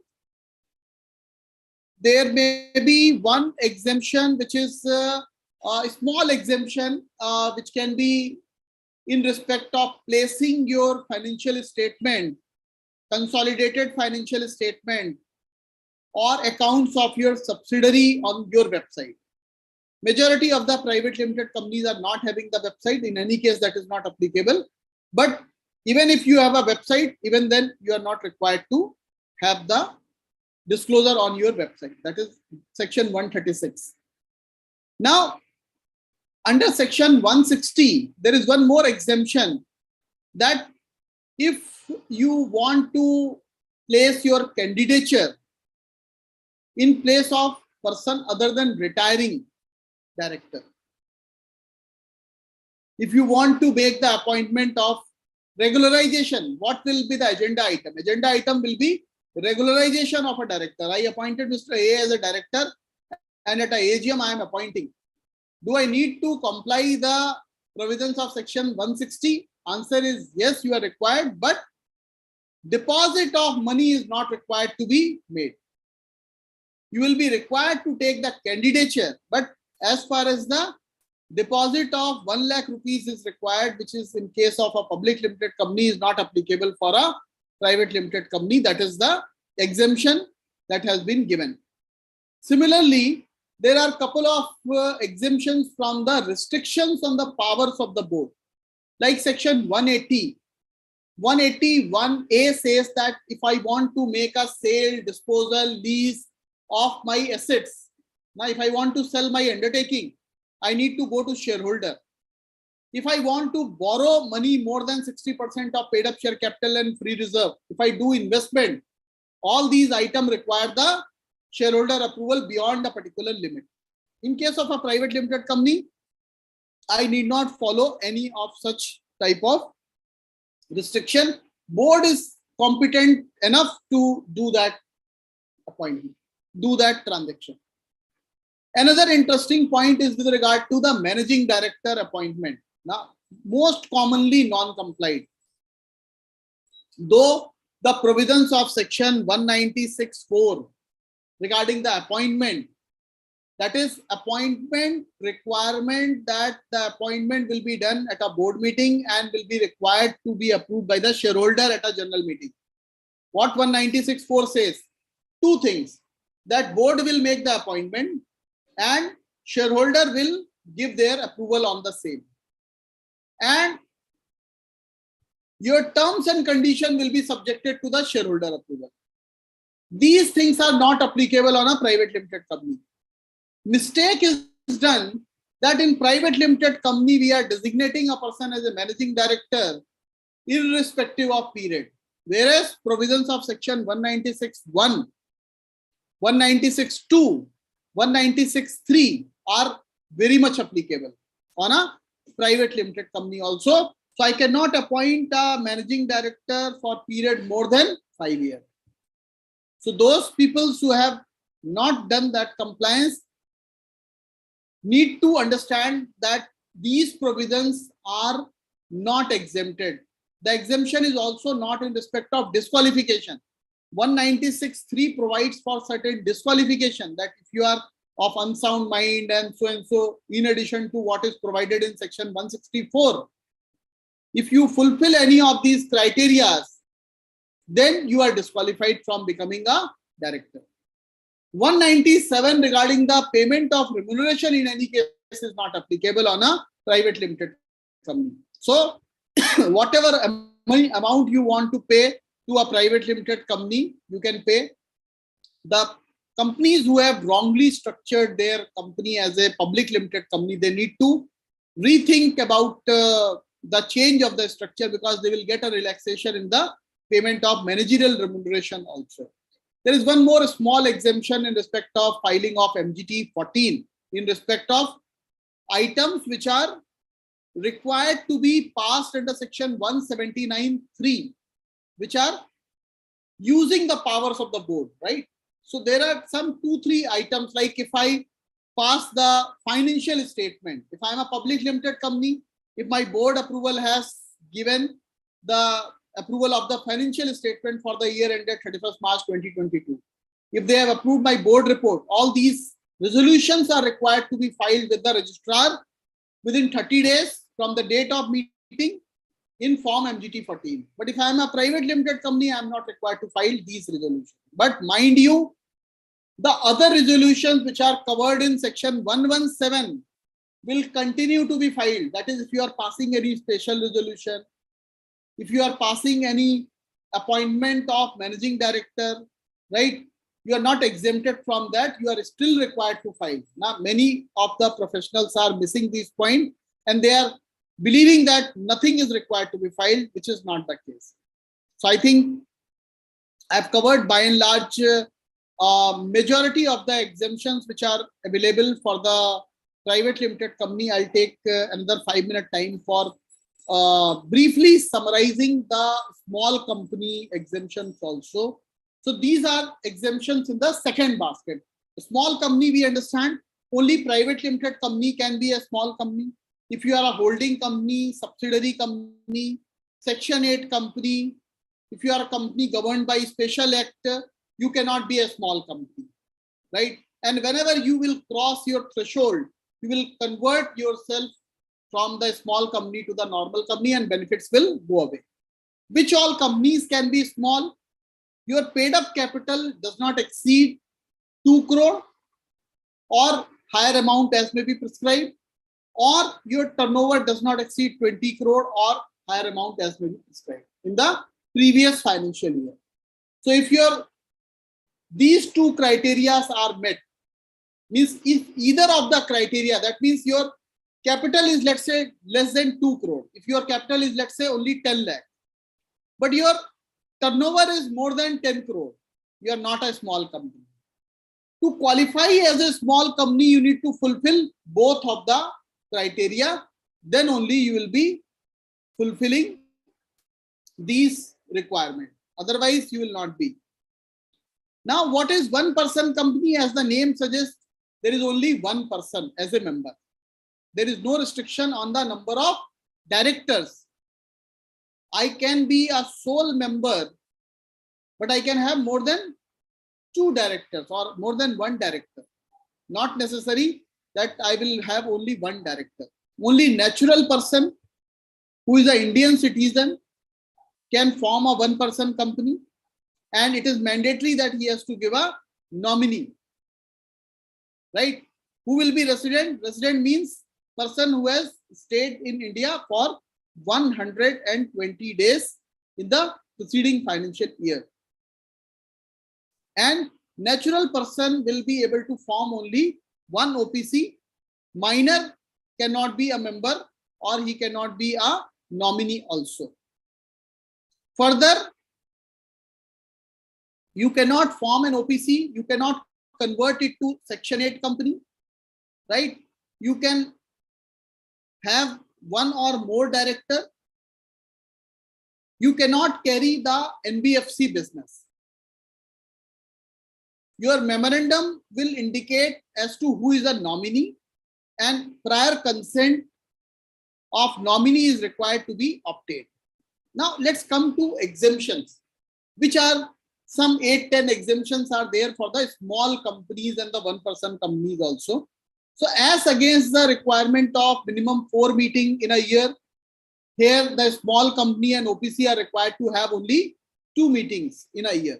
Now, however, there has to be, it can't be like we are having a meeting one on today, 9th of June, and we are having another meeting on 30th of June. We say that, okay, all right, and then there is no meeting in the whole year. No, there has to be a minimum gap of 180 days between these two. Now, minimum gap of 90 days between these 2 meetings. So I can have 1 meeting today. After 90 days, I can have another meeting, and then I will qualify with the criteria. Second exemption is the same provision 139(2) with regard to the mandatory rotation is not applicable on the small companies also, which in any case is not applicable. So all these exemptions which are available to the private limited company, because small companies are private limited also, but all private limited need not be a small company. So all benefits which are available to private are available to small, but all benefit what we are discussing now will not be available to private limited company. Then cash flow is not required to be prepared in respect of small company and OPC. internal financial control. The provisions with regard to the internal financial control are not required to be reported by the statutory auditor in their report if you are a small company. Similarly, if I go on the signing of annual return, the annual return of a small company or one-person company can be signed by a company secretary alone. Or if there is no company secretary, then it can be signed by the single director also. And now so there is a separate form, that is MGT 7A, introduced for the small company. And pre-certification in respect of all forms have been removed from for the small company. Board report also has got certain exemptions with regard to the matters which are referred like contract arrangement with a related party, highlight or performance of your subsidiary, associate, joint venture, conservation of energy, technology absorption, foreign exchange, earning, outgo, change in the nature of business, right? So all these matters are exempted in respect of small company and OPC. One more larger advantage which I can say is in respect of penalties. When you will go for adjudication of offense, then you will be levied to the penalty which will be at the rate of 50% of the normal penalty what is mentioned. So if the law says that you will be charged with the penalty of rupees 5 lakh and 5,000 rupees for each day of default, if you are a small company, you will be charged only 2,50,000 and 2,500 rupees for each day of default. Then professional certifications are not there. Annual return, there are certain exemptions, like as I discussed, the new form have been introduced. One more, I think the previous speaker must have spoken also, that CARO 2020 is not applicable in respect of a small company. I believe there is no other exemption, but there are few other exemptions also. But if you are a small company and OPC, the provisions of CARO are not applicable on you. And last but not the least, the provisions of secretarial standard 1 and 2 are not applicable on one-person company, but they are applicable on small companies. So don't confuse that these are exemptions which are available on both. No, only OPC, because there is no requirement as such. It is only one person whose interest has to be protected. And similarly, the one-person company will not be required to hold any annual general meeting, because it is only sole person who is dealing with that company, who is taking all the decision. So that company is also not required to have any annual general meeting with this regard. I think I am done with my formal discussions on exemptions to the private limited company. Whatever little I could explain you in this given time of one and a half hour or so. I would be happy to take some questions if participants have, and they can be allowed to unmute and they can ask chat box also. Participants, any doubt or any questions, queries, so please ask the speaker on this. Sir, I would like to congratulate you, sir. Very nice presentation without a PowerPoint. A neat presentation. My apologies. I don't know. No. It's not like that. The way you made a presentation was excellent, sir. My pleasure. It was like we recall every company's act of my inter portion and a little bit of final portion. It was like a book. Yeah, I try to explain from my own experience as to what is relevant for the professionals, as to why it is important for us to do a bit of planning, to advise to the client as to why we should go for private limited, why we should keep a company small, and what are the advantages. Because the penal consequences, as we discussed in the beginning, I think they are very big. And now in the given backdrop in which the consequences will follow after MCA V3 AI, now I think it's become very important that we choose a right vehicle so that we are not landing up into trouble. Up till now, we had survived because the prosecutions were not there. But I believe just wait for a year more. The moment MCA V3 AI is stabilized, I think there will be a bombardment of notices all across, and we'll be flooded with the prosecutions and the non-compliance issues. So we need to be preparing our professional colleagues as well as to what they should gear up and how they should advise to the client, because unless you have some specific reason to be a public limited company, I think there is all merits that we should continue as a private limited company, so that we are having the exemption. Otherwise, still the compliances will be there on the private limited also, but they are far, far lesser in comparison to the what is applicable for a public limited or a listed limited. Thank you, sir. Sir, some of the members requested me personally, they need your presentation, sir, because... in any case, I will share. My apologies, because I could not share. I don't know what has gone wrong with my Zoom. Sir, I thought it's about 37,000 KB presentation. Might be because of the larger file. Sometimes it got stuck, sir. Achha, maybe. Anyways, I will share the smaller version. No problem. I will convert it in PDF and I will share. No problem. Sure, sir. Sir, thank you very much, sir. We want your continuous session for a future thing also, sir. We'll call personally.